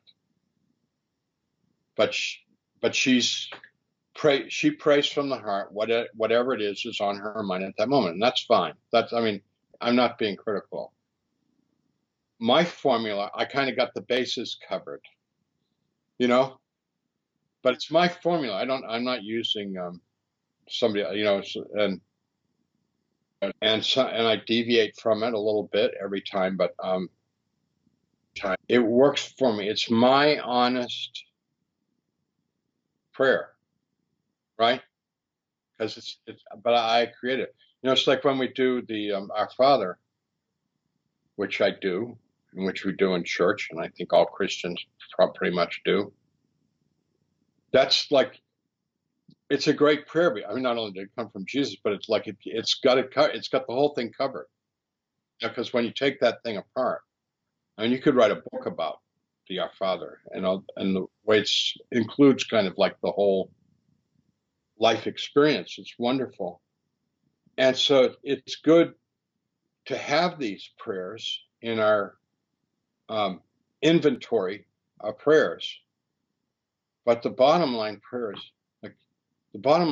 is this: God, help me. Jesus, have mercy on me. Lord, I can't do this. Be with me, Jesus. I'm scared, Jesus. I mean, those are the. But you don't have to teach people those prayers because hopefully they just come up. But we don't have to pray anyway. Any particular way. The important thing is to pray, is to talk to God. But that's what people don't understand. Prayer is a conversation, and the people that miss is they don't listen. And like praying without listening is like not good. That's the wrong way to pray. The right way to pray is to pray means to ask. So you ask, and then you listen. And if you're not listening, and listening means shut up and be quiet. And because that's when God speaks to us in our heart and in our mind. And it's like when I say God speaks, I mean you get to know something you didn't know. And I don't know how it works. I don't know how it works. It just works. Tell people, if they ask me, well, how can I, Jesus says, first before you can hear him, you got to know him. Because if you don't know him, there's lots of voices from our past, voices from our culture, and spiritual voices, and they're all trying to get our attention. Voices saying you're too short, you're too fat, you're too ugly, you're too stupid, you're too conceited, you're too wrong, you're no good. There's all those voices and voices saying, you need more money. If you had more money, you'd be happy. Blah blah blah. I mean, and it's just voices. I mean, and we need to learn what the voice of Jesus, and that's real simple. Matthew, Mark, Luke, and John. You study those until you know them, until you own them, until when you know Matthew, Mark, Luke, and John, you know what's the voice of Jesus and what's not. And if you hear a voice telling you that you're no good, you go like, get out of my life in the name of Jesus. I don't want you in my house. What is the relationship between Jesus and the Father? And I ask this practically because for me, God is impossible to know. I only know Jesus. I don't. Right. Well, you got it right. You got it absolutely right. That's why God has given us Jesus and the Holy Spirit, is that God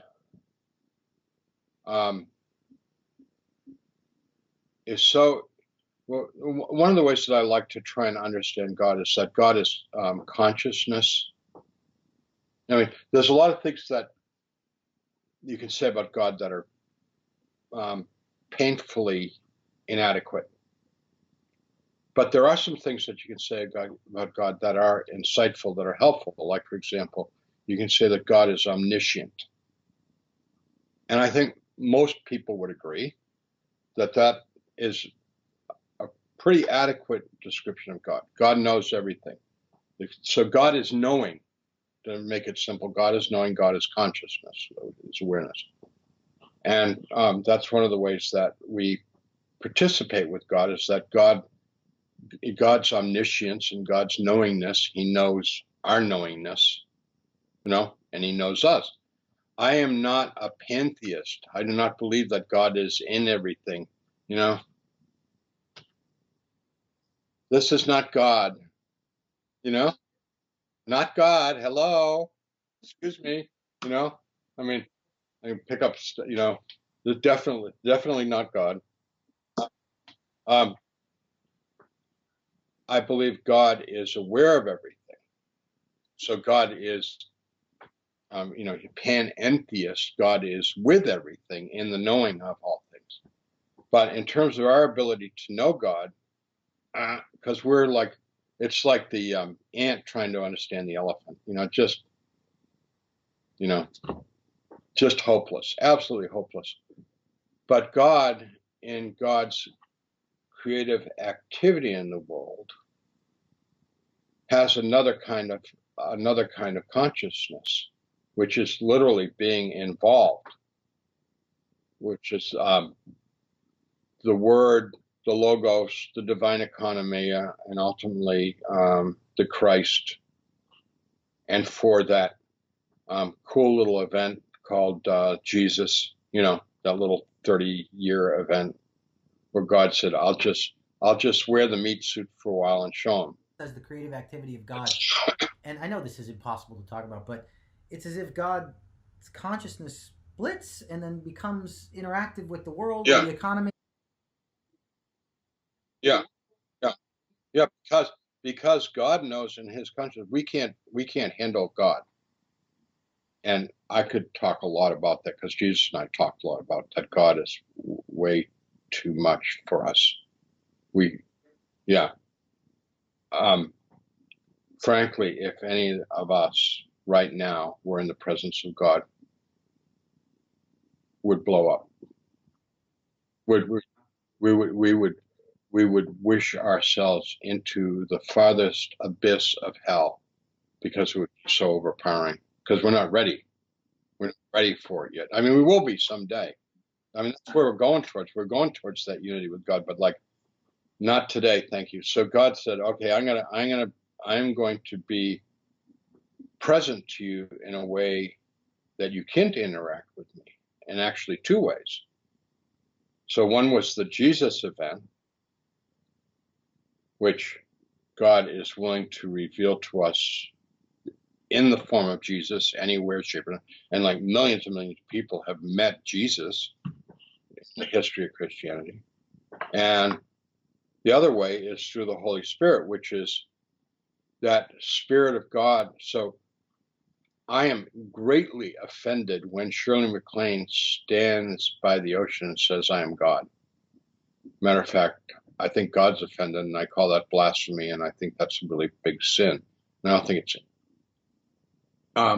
immensely ignorant to call oneself God. But I can say, and you can say, that I have God with me. And I got a label for that called the Holy Spirit, Spirit of Christ,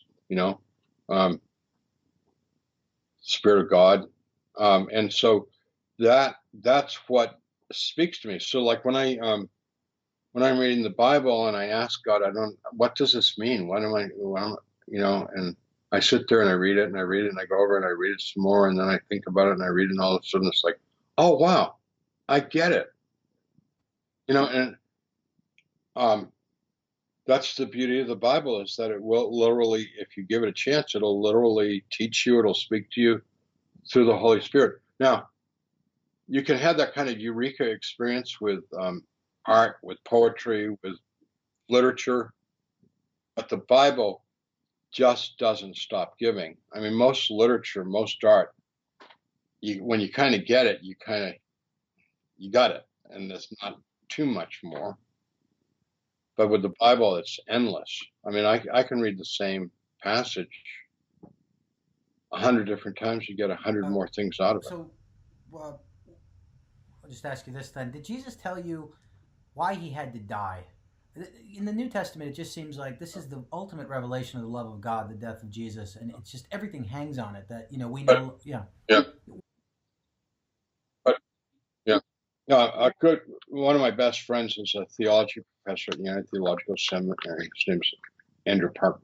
He's Korean, and he wrote a really good book on the atonement, and he talks about the 4 historical understandings of the atonement and more modern interpretations. But so it's really good because I think that there's some truth in all of those different ways of looking at the atonement. But my bottom line is the exemplary I think is primarily the exemplary thing. Before I talk about the exemplary thing, I do believe that Jesus defeated the power of sin and death, because that power was what drove the world. Everyone was trying to, we got to kill a lot of animals for our sins, we got to, we got to sacrifice women and children for our sins, like we got to do all these really like ghastly things. This has been going on throughout the history of the world and still goes on today. People sacrificing for their sins. And it's funny because in the Bible, it says God does not want your sacrifice. He despises your sacrifice. But anyways, people do it anyways. So Jesus wasn't sacrificed to pay for our sin. That's not it. He sacrificed, he gave himself up to defeat the power of evil. And I think one of the ironies of it all is that evil thought it was its greatest victory. And I think this is where in the Passion of Christ, Mel Gibson got it pretty good.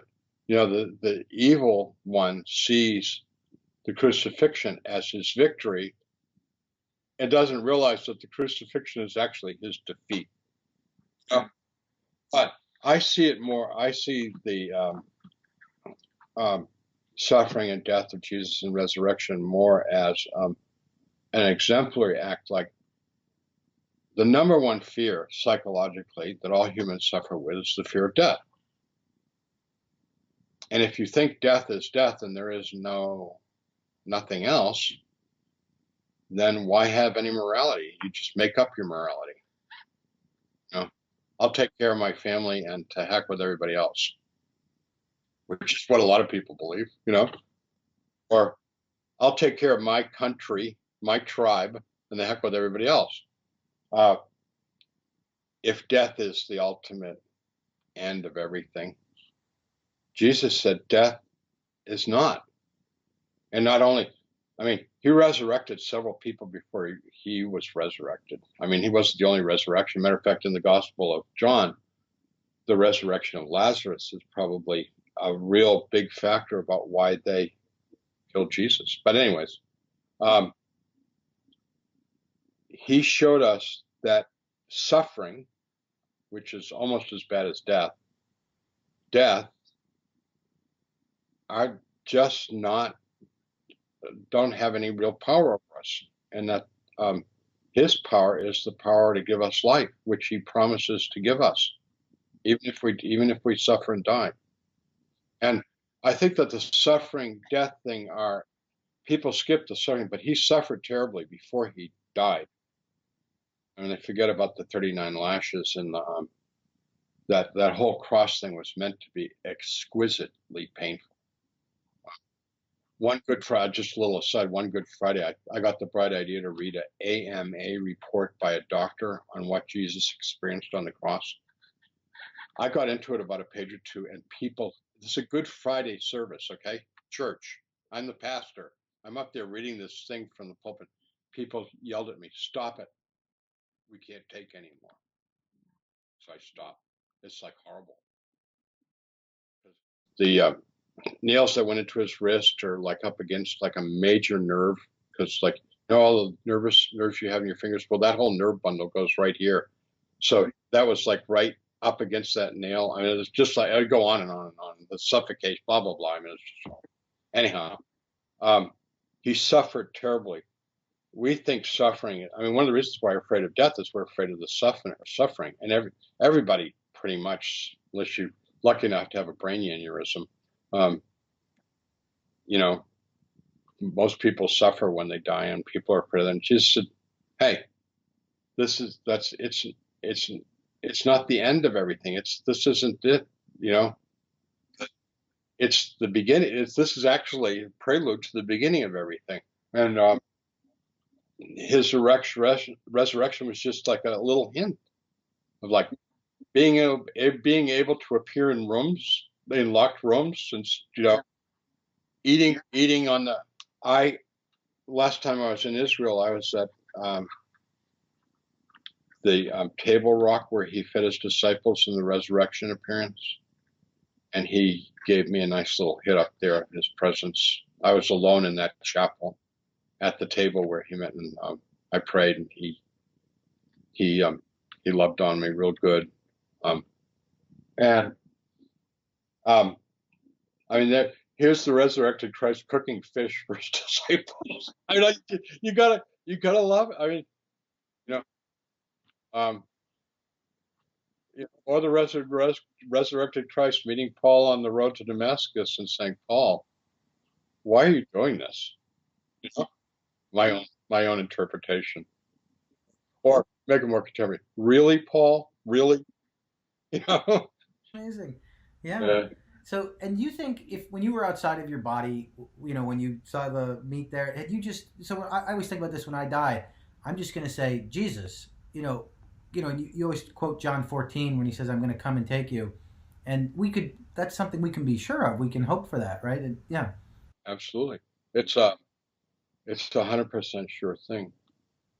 The other thing I tell people that's a sure thing is that it may be these words or something like it, but like when we meet Jesus, it's going to be eye to eye, and we need to be ready to look him in the eye and not turn away. You know, I mean, he's gonna look in our eyes, and we need to look in his eyes and not be ashamed or embarrassed or afraid. Just meet because his look is all love, and some people can't handle that. You know what a hand shy dog is? Hand shy dogs are there are certain dogs that have been slapped a lot, hit a lot, and if you put your hand up or raise your hand, the dog like cowers and turns away because it's afraid it's going to get hit. It's disturbing because like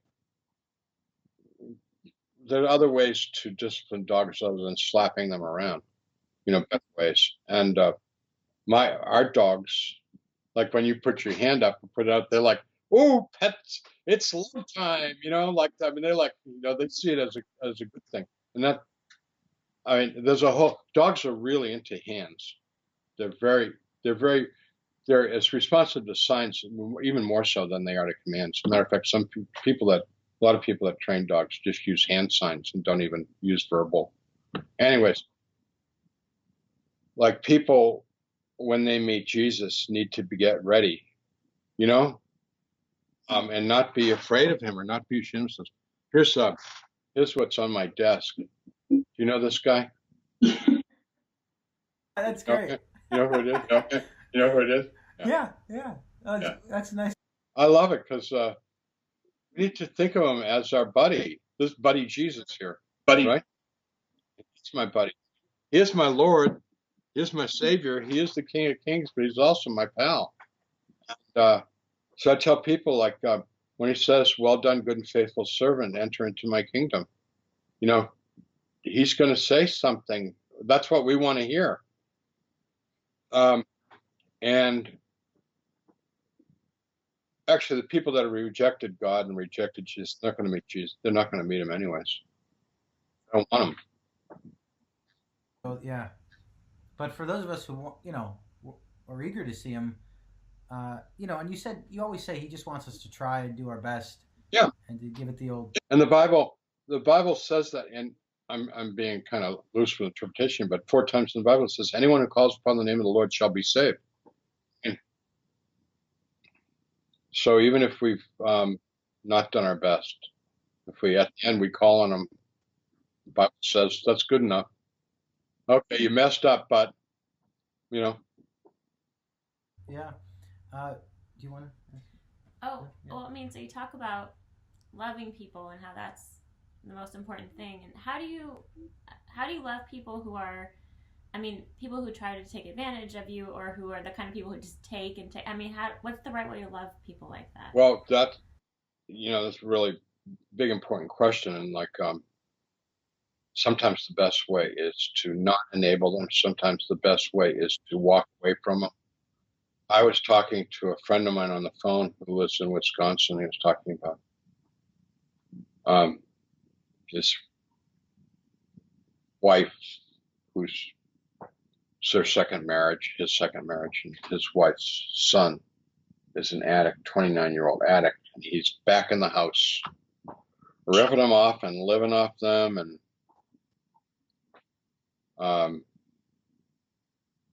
I keep telling him, my friend, I said, you and your wife are the master enablers. You're teaching this kid, who's not a kid anymore, 29-year-old man. You're teaching him all these skills about squander your money on drugs, sex, and rock and roll, and come home, get fired from your job, and come home. Take dope, get drunk, go to jail, come home. It's all okay. If you talk to any person in NA or AA, that's not going to work. Sometimes you have to turn your back on people. So when I was in prison, when I was at the prison talking to these guys about real serious stuff, life and getting stabbed and getting beaten up and getting raped in prison, which is something that I would rather not do. I talk to them like, avoid confrontations, walk away. When someone comes up and insults your mama, walk away. I turned to one of the this is true. I turned to one of the prisoners and I said, so what would you do if I told you right now that your mother's a bitch? He said, he looked at me in the eye and he said, what I would do is, he said, I would punch you out. And I said, there's another thing that you could do. I said, we're doing this hypothetically. Okay, we're not acting this out, right? I said, there's another thing you could do is you could walk away from me. I said, what I did was I just threw poison in your face. Okay? I made it toxic. Why did I do that? Because I want you to be angry. I did that because I knew that would make you angry. And for some reason, I have a desire to make you angry so that I can be angry at you, so that we can both live in anger. I said, why are you going to give me the opportunity to make you angry? Why do you give me the power to do that? There's something else you could do. You said you could walk away from me. And don't give me the satisfaction of having that control over you. He said, I don't know if I could do that. And I said, well, you need to learn how to do that. Like wars. The Pope yesterday was in the United Arab Emirates, and he said, there's no more religious wars. We've got to stop it. No more religious wars. It's like, let's stop fighting over religion. I've been around Muslims and, of course, lots of Jews and Hindus and stuff like that. And I try and get along and try and find out what we have in common.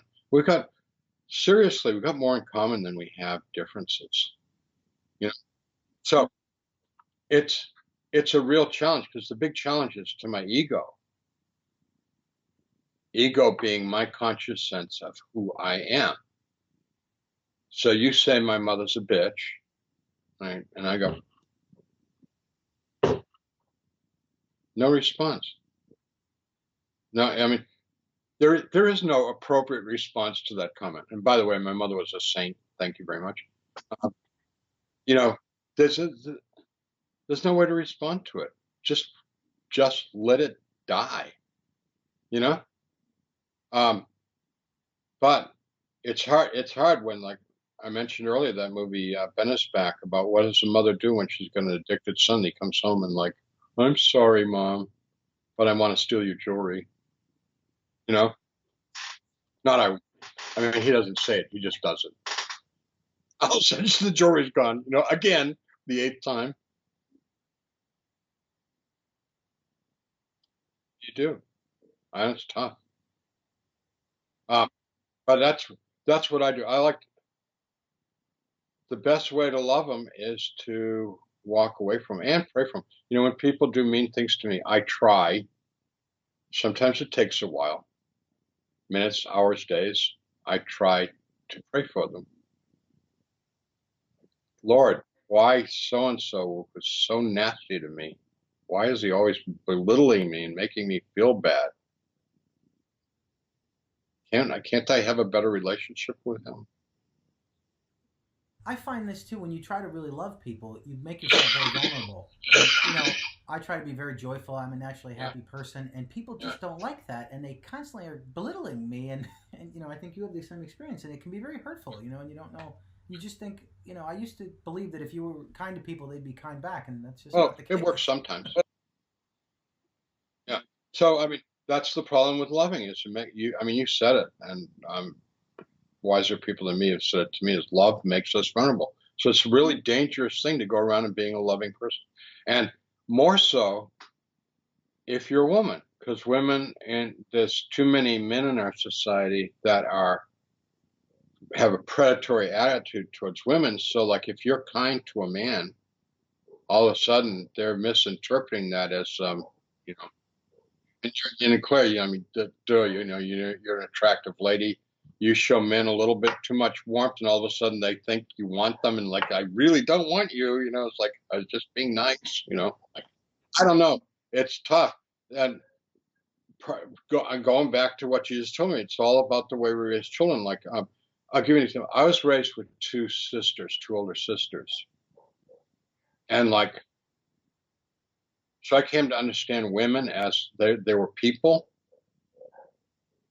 So I'm not bragging or anything, but like, if you have sisters and you realize they're people that have to be treated like people with respect, you can't abuse women. So I never forced a woman to do anything because I wouldn't do that to my sister, and I wouldn't want someone to do it to my sister. And like, you know what I mean? It was just so that was like part of my upbringing.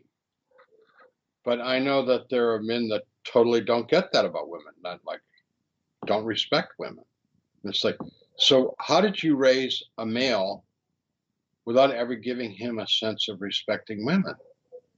Or conversely, it could work the other way. How did you raise a female and have her not respect a man? And I don't. Um, got a, There's a lot of dangerous people in our society.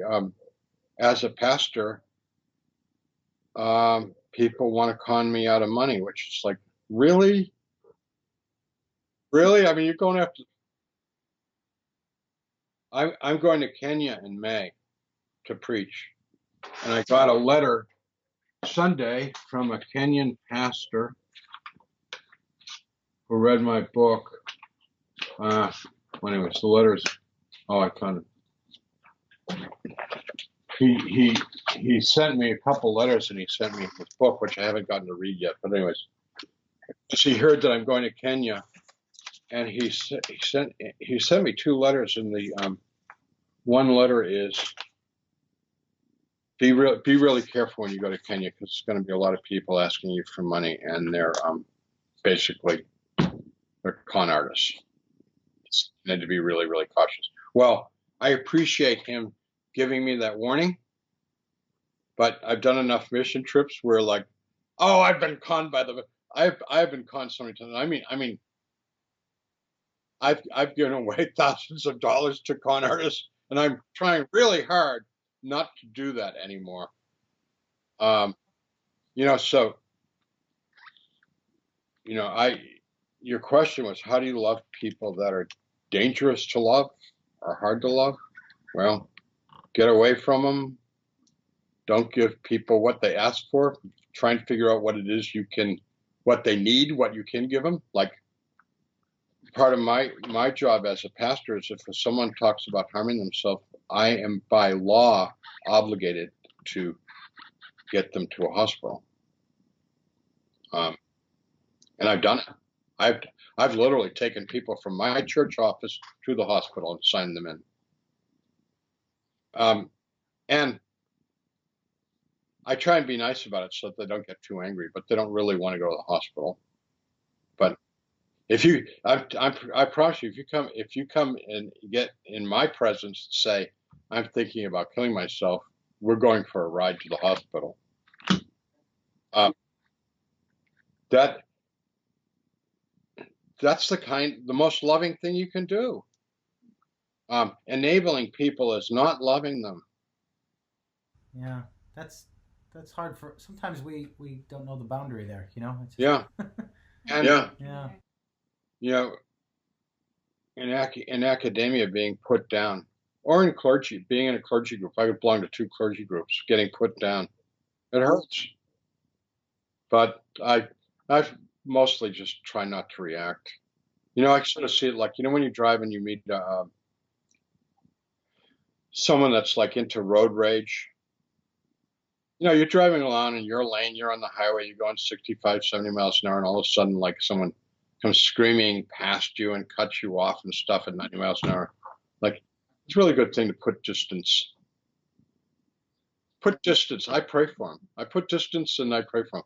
I mean, I go to the right lane. I slow down, like, go have a life. Bye-bye. Go far away. Go, go, go. If you want to kill somebody, it's not going to be me.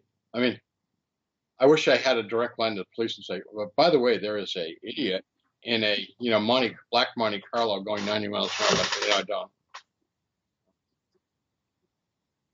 Yeah, especially academia, it's a lot of hazing. There's just especially before you're tenured, it's just constant hazing. Some of it's good. Like we clergy, we do a lot of kidding, but most of it's fun.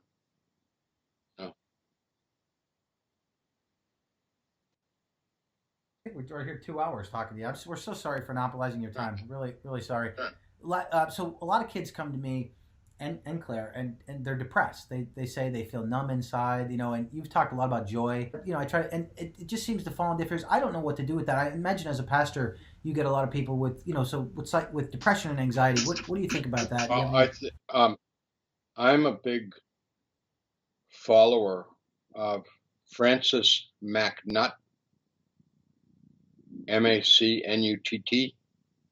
He was a Catholic priest, and he's written a lot of books on Deliverance Prayer. And I believe Francis McNutt.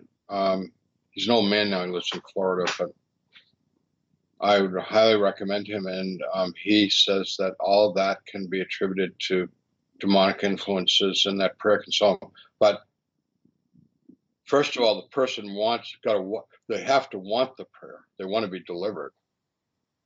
If you pray for them and they're not cooperating, well, you're wasting your time. And 2, it's got to be done with a team, and it's probably going to have to be several times. So more than just you. One of the things when you're doing deliverance prayers, you got to realize that you're going to come under attack. The person who's praying, you got to be really strong in your faith and in your prayer, and you got to be with a team so that you're all strong. Because if that person has some demonic spirits influencing them, they're going to go after you because they don't like being attacked. They don't like being driven up, and you're going to probably have to repeat it. So you asked me a serious question, so I'm giving you a serious answer. I wouldn't tell anybody this because, like, it's too weird, Okay. So, deliverance prayer, if you want to know more about it, read Francis McNutt, not McNutt, McNutt. Unfortunate last name, but he's really great. And it's probably the best book to read. I think it's his bestseller. It's Healing. But what you're saying is this is spiritual, in other words. The other thing is that if they're receptive, what they need, what everybody needs, the antidote to everything is more love from God. And the scripture says is that if we ask, seek, knock, we're going to get that stuff. But the part that the people miss is it follows that after ask, seek, knock with good gifts. God wants to give you the good gifts. So you can ask, seek, knock for a BMW or a Mercedes or a Lamborghini if you're really greedy. You can ask for those things all you want. And they're not going to happen because they're not the good gifts. The good gifts are what in the Bible are described as good gifts. And of course, the biggies are love, hope, faith, and then other important, patience, self-control, generosity, etc., etc. But and they can ask God for those good gifts. Love would be, of course, the number one, but also the ability to forgive, hope, joy, faith. Those are all things that they can ask for if they're receptive to having that kind of relationship with God. Because I know God wants to give us the good gifts. God gives me good gifts when I ask for them. But God doesn't give us everything that we ask for. Like, for example, I've participated in some healings, a few physical healings, but typically it's not my gift. I don't have the gift of healing. I've met people that have the gift of healing, and they do heal people. And I know people that want to be healers and they don't heal many people. I would like to be a healer, but I'm not. We only get, in terms of our really big gifts, we only get a few. We should be happy with one. I preached Sunday when I was preaching. I talked about hospitality as being one of the greatest gifts of all.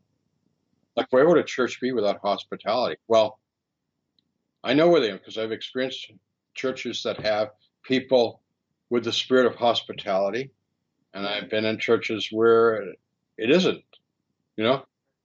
And hospitality is that man or woman that comes up to you and makes you feel so welcome, like you want to go back there. Yeah. Yeah. Have you ever gone to a church and felt totally unwelcome? Oh yeah. It sucks, to put it plain. Yeah. It's like, does anybody care that I'm a visitor? Right. Yeah. Really? Yeah, we're looking for a church now, so we've been to probably every church in the area. Yeah, where do you live? We live in Scranton area. Scranton, Pennsylvania. Right. Oh, Yeah. I've spent a night or two in motels in Scranton because my parents lived in Massachusetts, so Yeah. I drove through Scranton. That's the most direct way from Kentucky to Massachusetts, by us. Yeah. Well, thank you so much, Howard. I have 1,000 other questions, and we've been talking for 2.5 hours, but maybe we could do it again sometime. Thanks Yeah. so much. Hopefully you can edit it down into a Yeah. useful. Yeah.